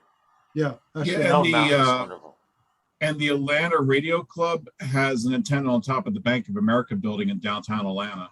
Yeah, Oh, I've been up in wow. that building. Oh, yeah. That's got to be a blowtorch. Yeah. There's a lot of restrictions. I was in the Atlanta Radio Club. There's a whole lot of crazy things I had to go through to get that. But yeah, that's a heck of a location. I was up there during one of the hurricanes in Atlanta one time. Now that was a trip. Mm. And this other guy went up there Yeah. to work on the repeater. I love when I love watching 2 inches of snow shut down a whole city. Oh, yeah. Been there, done that. You know, I'm a Florida boy, so yeah, it's a lot of snow for me too. But anyway, all right. So, is there anything else, real quick, before we get going? All right, guys. Dave, you're welcome in anytime you want. Bring any topic you want. Let me know ahead of time if you want to do, have a segment of the show. Like I tell everybody, and I'm gonna reiterate it right now. I'm a new ham. I've been doing this since July of last year. So I haven't been doing this all that long. Now, although I've been in communications my whole life, I was a communications specialist years ago with emergency management here in Lee County and with the fire department that I worked for many years. And so I've been doing communications my whole life. You said you were working at the radio station tonight. Is that like an FM or AM commercial radio station? Yeah, I actually produce the #1 talk radio show in Southwest Florida, the Drive with Trey Radel, which is the afternoon drive show on the talk radio here in town. So, what's the station called? It's 92.5 Fox News. Okay, 92.5. Yep. In If you just put Florida. if you put that in, you'll get it and tune in. Just put 92.5 Fox News. It'll come right in and tune in. Yeah, you And I'm on the radio a lot. I talk quite a bit on the show, and I'm on every day from they can't shut me up sometimes from 5 to 8. I'm the idiot behind the glass that's always ranting and raving about something on there. I'm a lot more opinionated, and my language is worse. I actually have cleaner language on here than I do on commercial radio. That's what's bad. Do they bleep you out? No, I don't know, because you know what? I don't know if you guys realize it or not, but you can say just about anything on the radio now. We don't say the S word, the F word, or the C word. Other than that, they don't really care anymore. So if you say hell or ass, they're not going to censor you. No, my host called a caller a dick tonight on the radio. I mean, it's oh my God. Well, it don't matter. There's also a kind of a He says he's pissed off at something. Oh, we pissed off. We started saying that 4 years ago because pissed off was on the Carlin list, and they took that off. Everything's off now. There's really not much. It's weird because there's certain things like you can say ass and you can say hole. But you're really not supposed to put them together still. There's a workaround for that. So, it's like, you can call somebody a dick and you can say they got a big head, but you're not supposed to put all that together either. So, I mean, there's just certain things you got to watch how you say it. And there's decency stuff. I mean, we really try not to get nasty. We don't say intercourse words and things like that. And, we try not to get too nasty because people got their kids in the car. But truthfully, even conservative talk radio sounds more like Howard Stern. It is what it is. You got to do what your audience wants. And the truth is, there's just not that many people anymore that are offended by bad language, but there's a lot of people that are humored by it. Yeah, that's like me. And so you kind of have to strike a balance there where we don't want to upset our evangelicals, but yet we want to entertain. And so you have to strike a balance. That's all it is. We try to keep it fun on there. So what you need are some well-timed bullhorns. Yeah. And door closings and stuff. Yeah. I dumped my host tonight. He said he has this thing with the term bat s crazy, and you can't say that on the air Yeah. because it has the S word in it. Yeah. I'm not even saying it on here because I'm trying to keep it clean. But and tonight he actually said bat s crazy on the air, and I had to dump him. And then so we laughed about the fact that I had to dump him for 5 minutes on the air. And then another guy called, this one other guy called, and he said a bad word, and I had to dump him too. And I'm like, wow, 2 dumps in one show.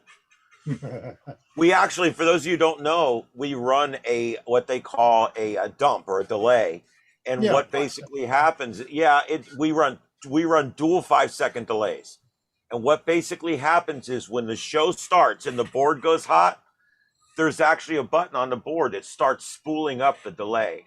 And what it will do is it will begin to speed up the speech on the radio a little bit, just enough that it can spool up some extra time.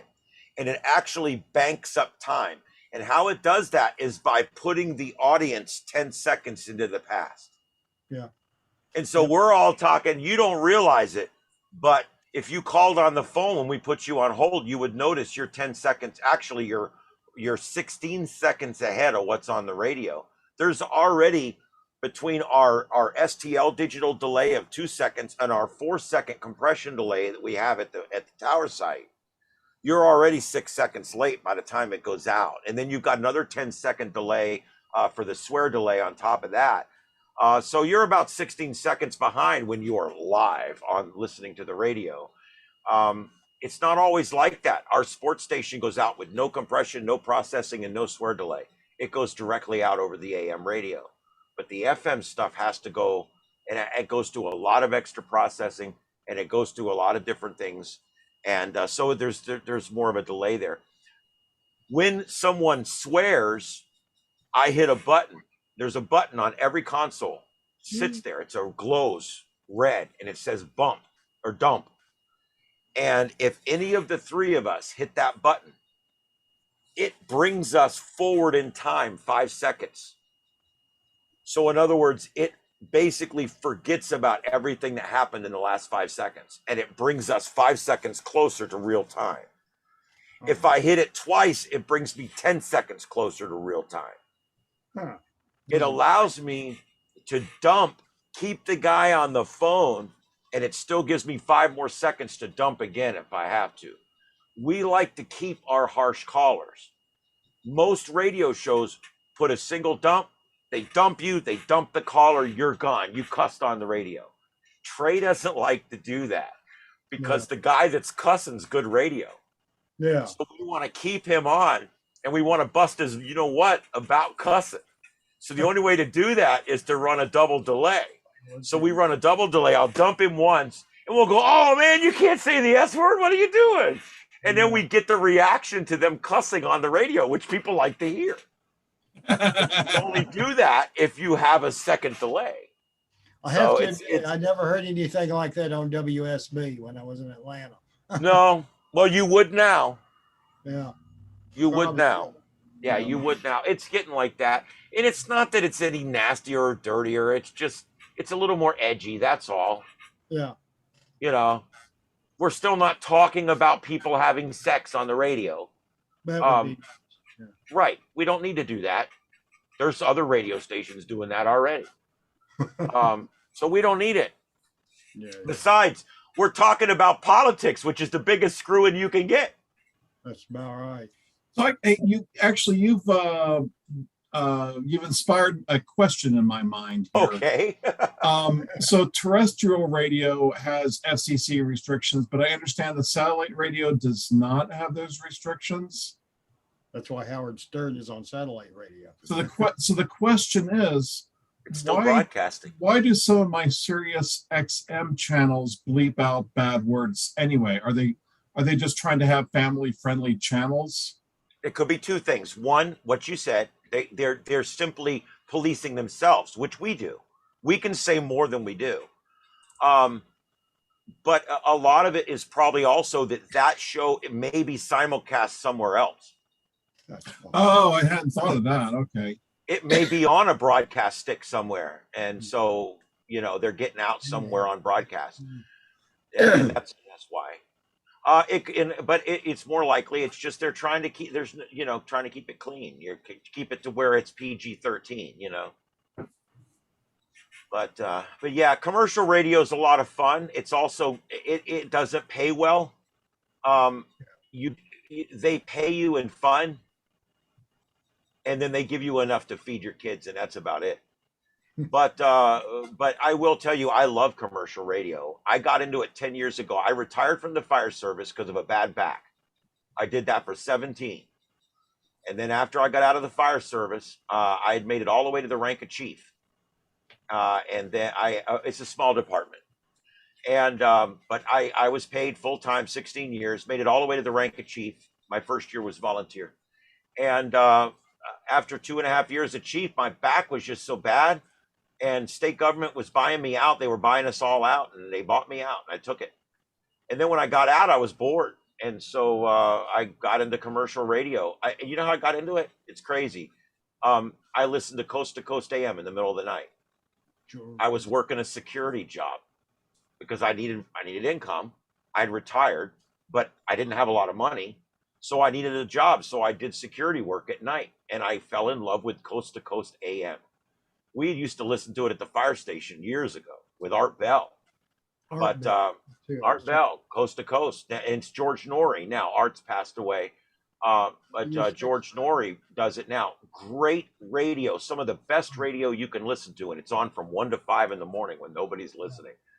And it's a nationwide, in some cases, international show. I think they're on 600 sticks or something now. And they're all over the place. And it's an amazing overnight show where they talk about everything from nutrition to ghosts, UFOs to the Illuminati. I mean, it's everything you could ever imagine in a fun show. And it's a serious show, but it's fun and it's great. And that's what got me into commercial radio. And I got thinking one day, I would love to produce what I hear on the radio. And so I put my suit on. I literally put my suit on. And I walked into that Wink TV building over on Palm Beach Boulevard. And I walked in the front door and they're like, "What job are you applying for?" I said, "Yes." And I had the woman laughing. Like I walked in, literally did it like stand up. I had her laughing. I had her howling. She goes, "What are you here for?" I said, "Yeah." She goes, "What do you want to do?" I said, "Uh-huh."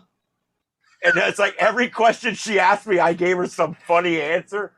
She went upstairs and found a manager to come down and talk to me. And next thing you know, they hired me to do weekend programming. And I asked John Mounts, the guy that hired me later, he's a great guy. I asked him later, I said, "Why did you hire me?" And he goes, truthfully, "You were the only one that applied that wore a suit. You were the only one that applied that wasn't 17 years old. And you're the only one that applied that I thought would show up for more than 2 weeks." That's why he hired me. Jesus, that's such a low bar to hit. Yeah, because you know what? I had no experience. I was a retired fire chief. I had no experience in radio and nothing. I was kind of hoping the reason he hired you is that you made the receptionist laugh so hard. Well, that's what got her to go up and get him. But yeah. But the point is they brought me in there. And I started producing paid programming on the weekend. Horrible. Paid programming. Back then, we did a lot of live paid programming. It's all pre-recorded now.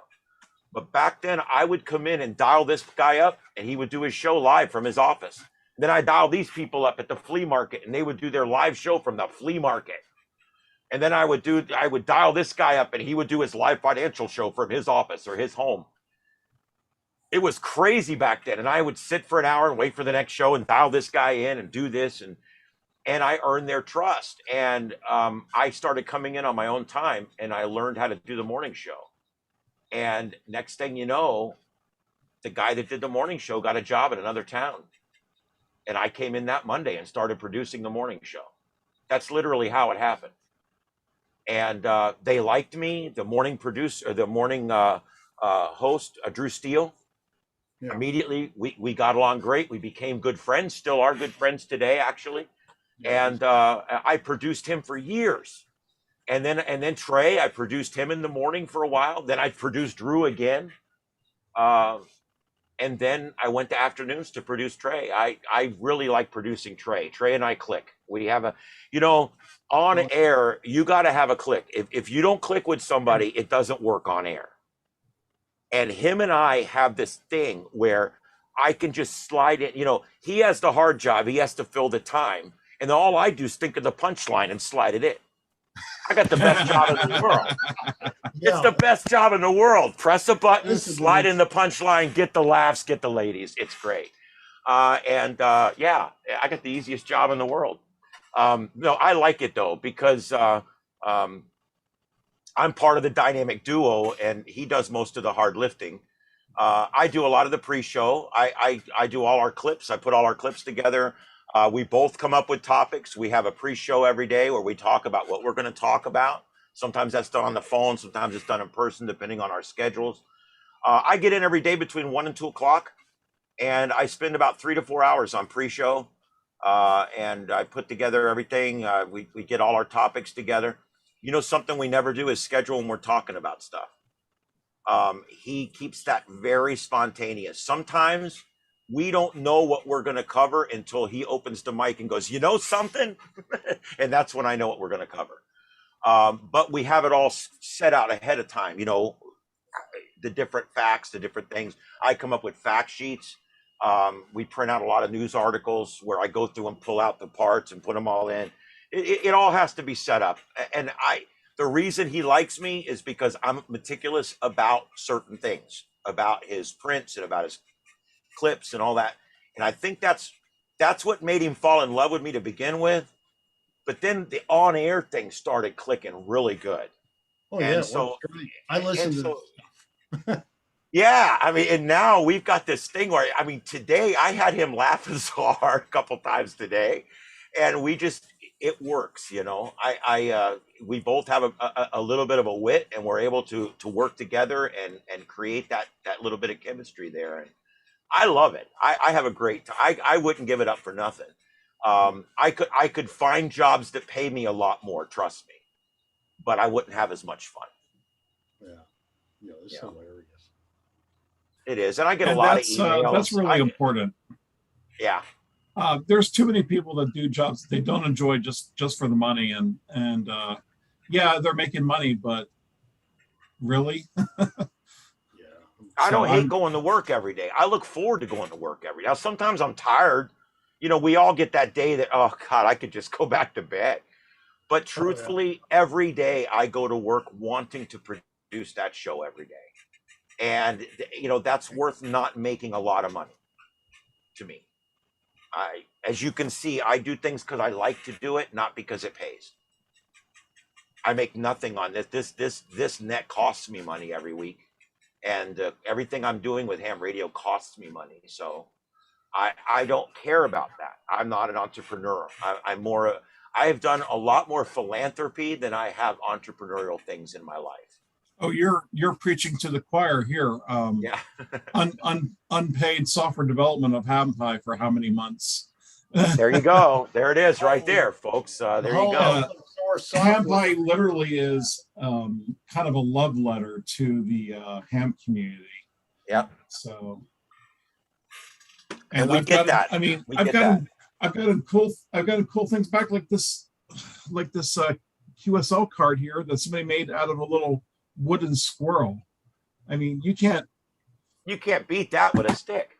No, you can't. I like that. So, and I've had some other interesting ones too. Somebody went ahead and 3D printed a QSL card and mailed me a piece of plastic QSL card. And I'm thinking that must have taken that must have taken at least 3 hours to print on a 3D printer, if not maybe more like 6. And then of course, here's one of my other favorites. This fellow from Australia, thankfully, he put it inside of an envelope because not everybody in the mail service would have quite understood that this was artwork and not pornography. But he sent me a topless mermaid on a QSL card. That'd be pretty cool. Now, And I actually consider it art and not pornography, but I'm glad he put it inside of a envelope. Otherwise, it might not have made its way to me all the way from Australia. Yeah. Think about this. If you could send via radio the instructions to a 3D printer, you could then CQ that printer. And then when they see what you printed out, you could then CQ them back. Oh, wow. And you could have your first 3D physical CQ. I had never thought about that. In fact, I've never heard anything like that before. I think you might have just invented a new digital mode. I just came up with it, and I'll give it to you. It's free. No, you keep the credit for that. I'm happy to be here when it was invented. What would be the best language to write that in? You know, Python. I was thinking ancient Egyptian, but you guys can pick whatever you want. Python, yeah. I know some Python. I need to get back to doing it. Well, Python Python is a good language for getting something done pretty quickly in terms of development time, but it's not really built for heavy lifting. And if you want heavy lifting, you really want C or C++ to do the heavy lifting. Yeah, it's not a compiled language like C or C++. So it's more scripting language. Yeah. Anyway, well, listen, guys, it's 11:40. Yeah, I don't know if I'm going to be the one to break the seal here. I've got 20 more minutes to go. And I honestly tell you, we have gone till 2 o'clock before, but we're not doing that tonight. I'll leave the meeting on. I swear to God, I'll leave it on and go to bed. I've done that before. If you guys want to keep talking, but I'm done. I got spaghetti in the house. It needs 8. Yeah. And then I got a bed that's calling me. I can hear it. The bed doesn't call me. It's my pillow. Yeah. Yeah. And my dog done went to sleep down here on the floor. And I got to tell you guys, I don't normally talk a lot about my cats. You guys know I'm a big cat guy. And I lost my cat of 17 years Monday of this last week. I'm so sorry to hear that. Yeah. And he was my little cuddle monkey. I mean, he literally like spoons with us at night, my wife and I. I mean, he was one of those kind of cats. And so the loss this week has been rough for me. I tell you, I just want to.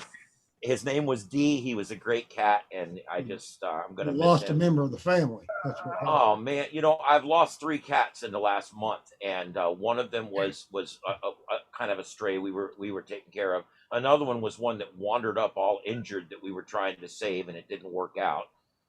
And now my 17-year-old. He's been going downhill for a while. We knew this was coming. So anyway, it's one of those things. It's been a rough week for me. I got to tell you guys, it's and the hardest thing in the world for someone who's trying to be funny. And I don't know if you guys have ever tried, if you've ever tried to put on the funny. I do that. Go put a cat down and then drive to work and try to put on the funny. No. It's a bitch. I think that qualifies for a mental health sick day. Yeah, I did it. I went to work and put on the funny. It was actually a pretty good show. And then after I left, I'm like, man, I almost feel guilty that I went in there and actually we put on a good show for 3 hours. And on the way home, I was like, I had to keep reminding myself, that it's been a really bad day. I'm having these. I actually have like emotional roller coaster issues in my mind sometimes because I have to I have to be one place and do something else sometimes, and it's different. But anyway. Well, I watched that. I honestly think it was a bit of an awful movie, but Private Parts movie by Howard Stern, and I learned how he joked on air about his wife losing their baby. And it's like he turned that into a joke. I think that was too far on that particular one, but they were trying to show you how on radio, what works best on radio is the truth and what's going on in your life right now. I talk about my ham radio on the air. Mm-hmm. I have at least one person that I know of that has studied and got their license since they heard me talk about it on the radio. Well, good for you. Yeah, and so I like that. I've actually New Year's Eve show this last year. We went on for 10 minutes about amateur radio. You can watch the video, most of it anyway, on my QRZ page. It's still there. But I actually went on the show, and we talked. Him and I talked about what I do with ham radio, and this was, like I said, last year, the end of last year. But I like to talk about what's going on with me. I talk about my cat dying. I'll mention it right on the air. I'll talk about whatever right on the air. I mentioned today on the air, and I actually have the recording in my phone because I brought it home to let my wife hear it.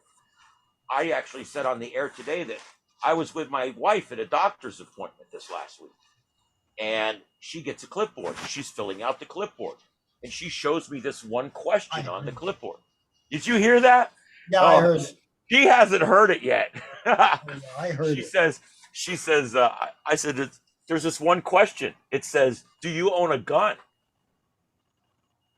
Now, I don't think they should be asking that, but let's not get into the political side of that. Okay. I don't care about that.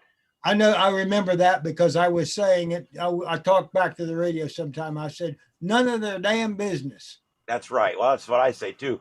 My wife writes on there, why don't you stop by one evening and find out? That's my wife. If I were confronted with a doctor that asked me that, I'd say, are you a Democrat? Yeah, like I said, I don't want to get into the politics. You don't want to but get into politics. well, and you know what? I don't care what party it is. Stay out of my business. That's right. Anyway, but yeah. So I love stuff like that because I think when I talk about real things that are happening with me in my life, people can relate to that. Yeah. Trey and I talk about everything, you know. Trey talks about his twins. He talks about his son. He talks about his wife, who works at Fox 4 as an anchor at Fox 4. Yeah. And we talk about that. The audience knows that his wife works at another station. It's all cool. I mean, it's life. We talk about everything on there. And I read somewhere that the oldest joke recorded, and I think this was from ancient Mesopotamia, was actually a fart joke. There you go. You know, you can't lose with a fart joke. Technology changes, but people don't. That's right. That's right. And why it's funny, who knows? Air comes out of a lot of holes, but that particular one's funny. Pretty much. Yeah. That must be funny all the time. Yeah, well, it's pretty funny. All right. Does anybody have anything else, guys? I think I do want to go ahead and call this. We're coming up hard on midnight here, and I'm going to get going. If you guys want to stay on, I'll leave the meeting open. I don't care. I'm going to be heading We off. all Thank good? you very much for inviting me. All right, guys, we do this every week, so let everybody know about it, and let's get some more folks in here next week, and we'll get a bunch of views on YouTube too, so it'll be good. I guess that's about it, guys. Dave, thank you very much for coming in tonight. Well, thank you for having me again after I missed you 2 weeks ago. Apologize about that, but I was in the hospital, so it is what it is. Yeah, I hadn't mentioned that because I didn't want to get personal, but yeah, I just said that you had an emergency, family emergency or something. But yeah. No, go ahead. No, it wouldn't really matter to me. I'm not that I'm not that sensitive, but you wouldn't have known that, so that's okay. I appreciate the discretion showed. Yeah, no, in one of your emails you did mention that in one of the later ones, but yeah, I didn't mention it. Anyway, I also want to thank Joseph, my co-host, for being in here tonight and helping me run things while I was dealing with a flat tire. And Joseph will be running the net. I'm sure you guys will help out. But Joseph's gonna be running the net, and he's gonna do a great job. He's already started one. He already knows what he's doing. He's doing great with it. He knows the technology better than me, so it's gonna be great. And I'm gonna try to sign in from Georgia. We'll see how that goes. But other than that, I guess that's about all that's going on. There's no swap shop this week. The swap shop is next week. And I don't know of anything going on this week. So I guess we'll just leave it there. All right, guys. I want to thank Dallas for introducing me to y'all.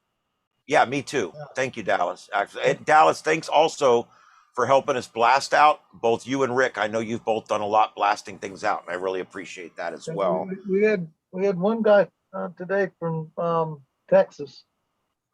Well, That's one of my awesome. Texas hands followed us. All it And- takes, and- you know, you guys have to remember, we have not ever paid 1 penny for advertising. All this has just been done on radio nets and word of mouth and getting it out there to people. And so we're doing great. We're doing great. And we have a good time on here. We've got a base now where there's always, during the big part of the net, there's always at least 20 people in here.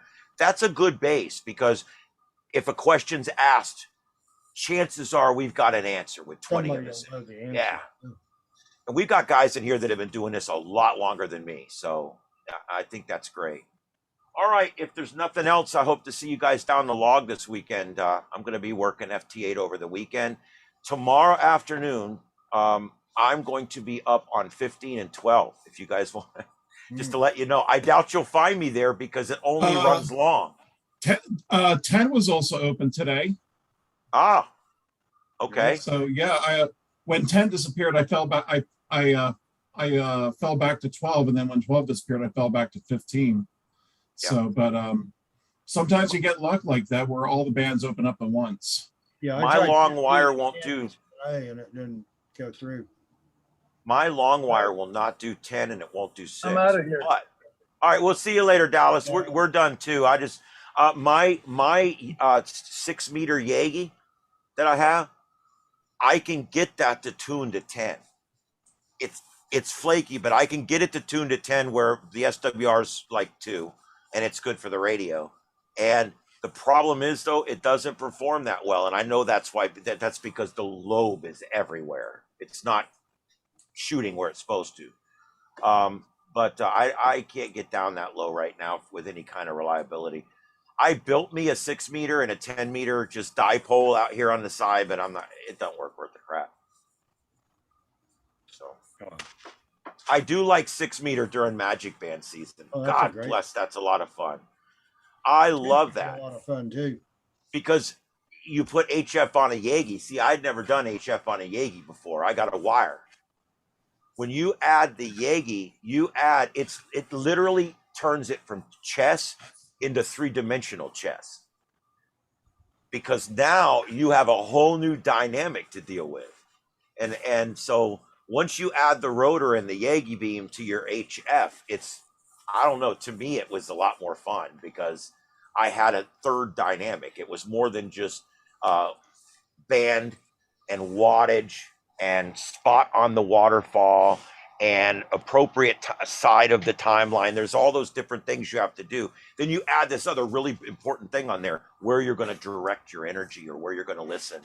And I just think it's so cool. I love Yagis. You don't know me well yet. I'm a Yagi guy. I build Yagis in my sleep. I love Yagis. I eat them up. And Dallas already disappeared. I was going to say, Dallas, maybe we have a workshop speaker here. There you go. Yeah, I've actually done whole nets building tape measure Yagis and different things. My main antenna up on top of my rotor, on top of the rotor, is it's just a piece of PVC pipe, and well, you can even see it on my QRZ page. I'll show you. It's just pieces of pipe, and I took aluminum wire and I stuck it through the pipe. That's all I did, and it ended up making this. Here, let me show you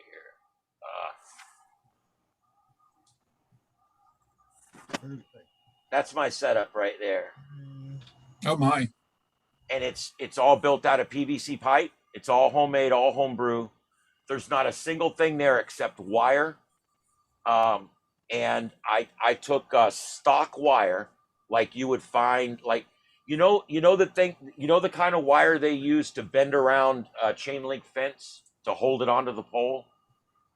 Yeah. It's like aluminum, like 8 or 10 gauge aluminum stock wire. Yeah, that's pretty stiff wire. I got a roll of that. It's fairly stiff, but yet pliable enough that you can get it really straight. And I have 7 of those on each of these rails right here. And I'm running dual Yagis, and the wire in between them is measured precisely so that my wave reaches each antenna at the exact same time, so that I don't have a resonance issue between my 2 beams, because they're only 1 wavelength apart. And then above it, I got that one's not up there right now, but above it, sometimes I have a 70 centimeter array up there. The problem I'm having with that is the 100-foot run. I need to buy some really expensive wire because 70 centimeters is the most unforgiving crap that there is. Okay. Yeah, you need LMR 600. Yeah. And a wing and a prayer. So, because I got an antenna that I can reach the moon with, but I can't get a wire to get out to it. But anyway, that's what I got going on there. And Isn't Joseph the one that works the repeater in Miami? Yeah, he's got a 10 or 12 element 770 beam, 70 centimeter beam. It's a big long. It's about like 3 foot long, and it's got all these, like a bunch of them, like 10 or 12 of them in it. And he puts that up 30 foot on a push-up pole, and he talks into a repeater on top of a big building in Miami, and he can usually get pretty good quieting. 120 miles away from here. Yeah, 120 miles on 70. That's pretty good. That's pretty damn good. Nice. Yeah. Well, and you know why? It's a good piece of trivia here. You guys want to know why he does so well down there? There's nothing between where he lives, which is he lives over there by Lehigh. Where he lives, when you go out of his house and you point a beam towards Lehigh, from there to Miami, what you find is your beam goes over the Everglades. Yeah. There's no buildings or anything. Yeah, there's not. And here, I can actually demonstrate this for you guys real quick. When you look at the propagation path here, he's literally right over here. And that building is down here. So we're talking there 110 miles. And actually, he's more here. If you look, I want you to look at what that beam has to go over. This is nothing but single-story residential, nothing. And then grass. Snakes and gators. Grass all the way to 75, all the way over here to 27. Yeah. It's nothing but grass. And so you can actually get that propagation to go a lot further. I can demonstrate one other thing too and show you real quick on my aircraft receiver here. I go into this and let me just pull up that one screen. Let me pull up the right screen. On my aircraft tracker here, what are all them weird little lines on there? Oh, those are like road names, I guess. All right, so on here, you see that splotch? That splotch is the maximum range that I've received at that altitude. I'll turn the map up so you can see it. The yellow splotch is things that is planes I've received under 10,000 feet. The green is planes under 20,000. The blue is under 30, and the red is under 40, or the red is above 30. So basically, this shows you what my propagation pattern is out of the shack. And I want you to notice when I zoom out, look where we're getting most of the propagation. I'm gonna turn up. Oh, how do I do that? I forget. I don't know. Anyway.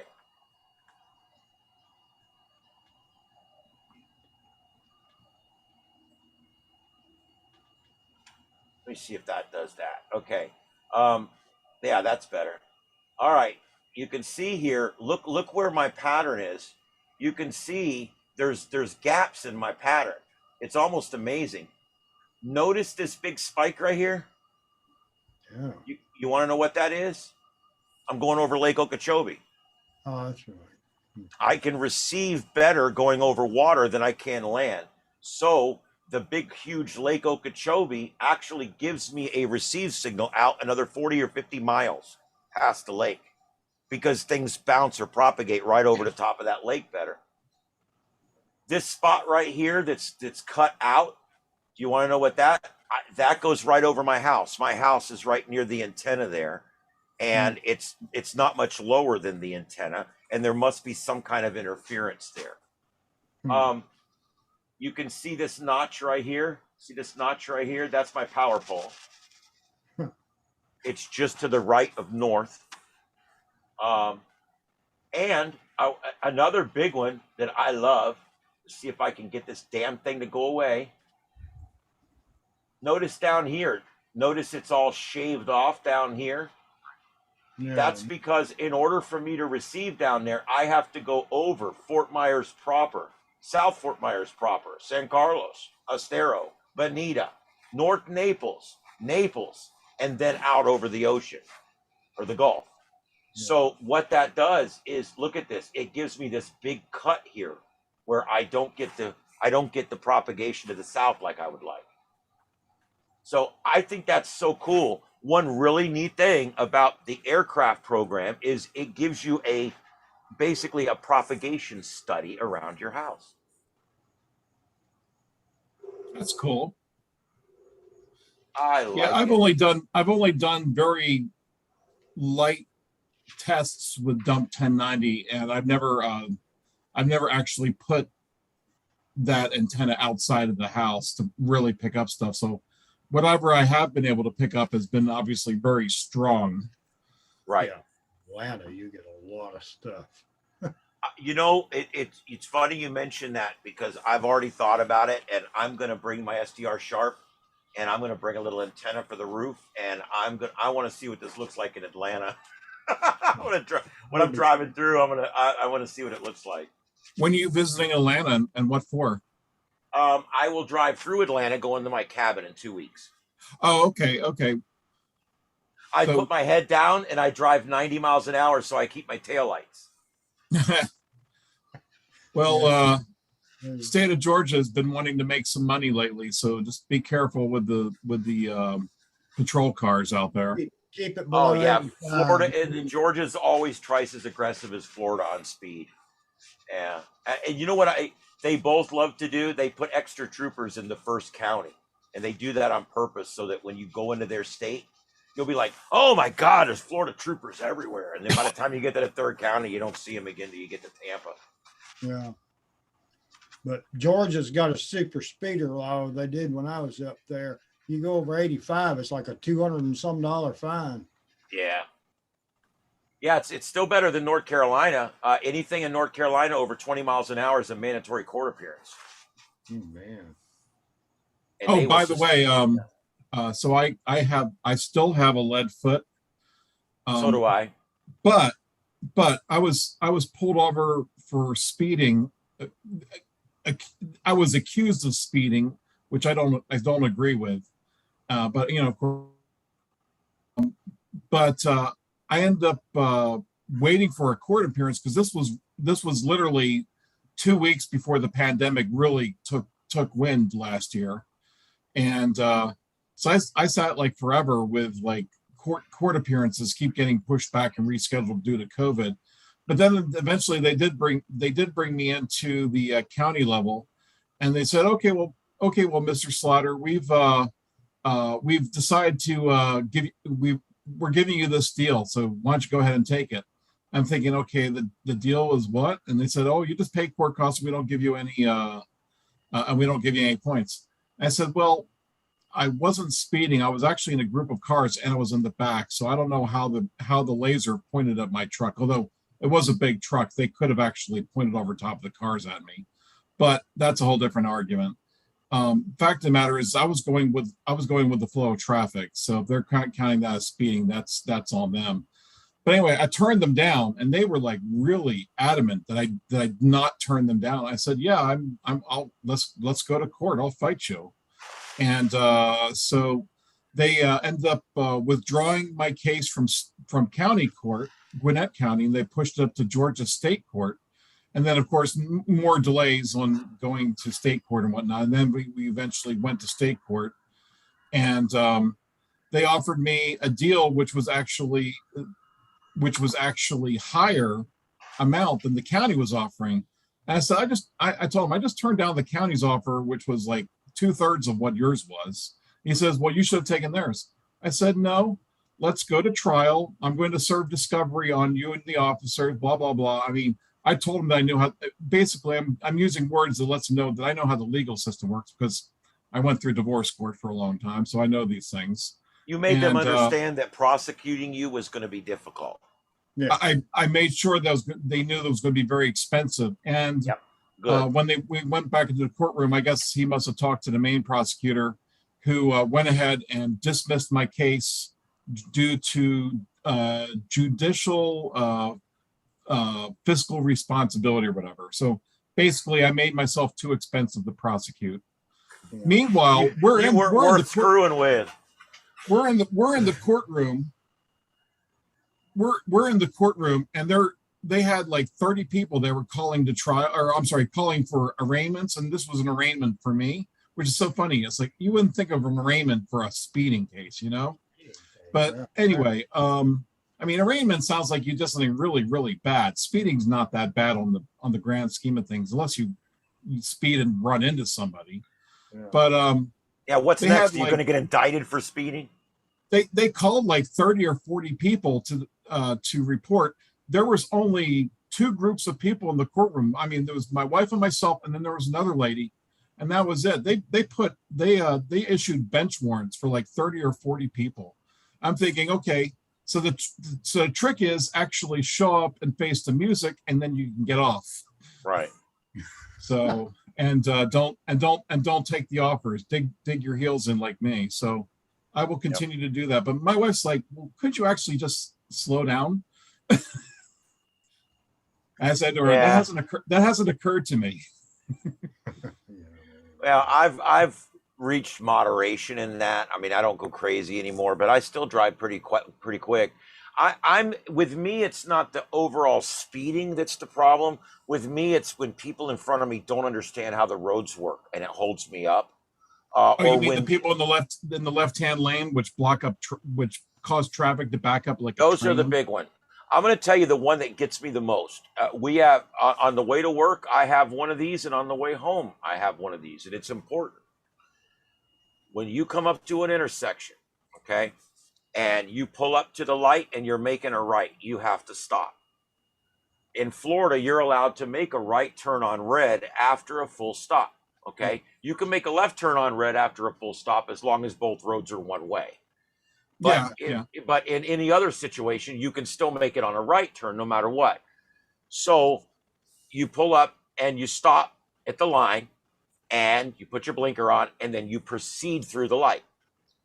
What happens here is we have what they call run-on lanes or acceleration lanes. If they don't have a stop line and the entire lane is divided from the highway, you don't have to stop.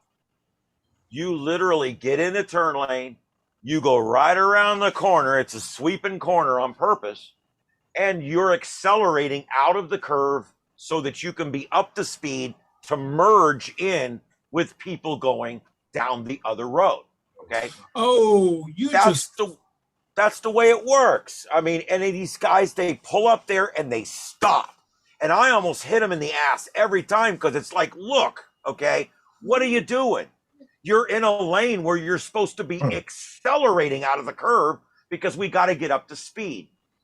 In both of these situations, one of them you have to stop because there's a stop line, but there's an acceleration lane. So you pull up, you stop, then you make the right into the acceleration lane and you accelerate up to speed and then merge in. These people won't do that. They pull up and they sit. They sit there. Here's what Georgia does. We actually have signs that say, these are the same lanes you're talking about, but we have signs up that say, keep going. Yes, I love that. People stop at the damn sign. Yes. Oh, it's like, keep moving. I'm just thinking, who the heck signed off on this person's driver license? I know.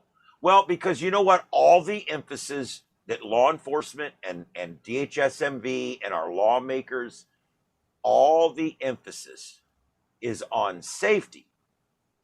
There's really never any emphasis put on efficiency. Yeah. And so because of that, they don't give a crap how long it takes you to get to work. They don't give a crap about nothing. as long as they can reduce the aggregate amount of crashes at that intersection by 3% next year. No, I can. I'm like, look, these accidents are teaching people what not to do. I hate to sound like an asshole, but these accidents are actually stopping people. Boom. Oh, I won't do that again. Wait a second. Ass, period. Hole. Oh, yeah, that's right. Yeah, These ass holes don't know what they're doing. Actually, I came up, maybe somebody else has invented this too, but I came up with my own swear word. I have jackwipe. Jackwipe. I like that. Jackwipe. So instead of a jackass or an asswipe, you have jackwipe. Yeah. That's cool. I used to know a guy that called people an asselope. If you use, I never knew what that was either. Now I am going to take credit for this. If you use jackwipe on the air, and I hope you do, please credit it to Whiskey 3 Delta Juliet Sierra. I will. I will. That's Jack Jack White. Wagon, which the guy used. I like Jack Wagon too. Yeah. That's a good one. Yeah. So anyway, guys, this has been. Yeah, we got to go. You guys, I want you to notice over here, my numbers ran out. Yeah. It started back over. We're on 10. Yeah. Well, it is after midnight. Yeah, it started over. And now WSJT is telling me it's 4:10 UTC. Yeah. I have to. All right. Yeah, I got a HamPi thing over here that's like or not HamPi, but Ham Clock that's on an Android. Like it sucks. But I got that shows me international time, and then this one over here shows me local time. Yeah. Oh, besides there's like one or two different ham clocks on HamPi. Also, I also wanted to mention to you, HamPi does come with a dump 1090 and includes a web server, so you can actually visualize the data. So dump 1090 doesn't have to be a list. It can also be a map, like what you were showing, although it's a little bit more primitive. And also, you were talking about weather earlier. HamPi also includes the ability to get NOAA weather data. So, I mean, from satellite, the satellite stuff. Yeah. The NOAA weather satellites, NOAA. Yeah, so we actually did both those in shows. We did the polar orbit and the geostationary in two different shows. Okay. Yeah, but we didn't do them with Ham. We did them on Windows, but it's we just got to let people know they can do it on Ham now. HamPi does a lot of stuff that is just not mentioned. So I mean, it's. I almost had to dump you. It's mentioned. It's mentioned in the documentation, but who reads the documentation? Yeah, I know. But anyway, I never do. All right. Well, you can dump me now. Okay. Yeah. All right, guys. Everybody have a great night out there, and we're going to go ahead and clear. And thanks to everybody on YouTube, and we'll see you guys next week on the Southwest Florida TechNet. Have a good night, everybody. Enjoy.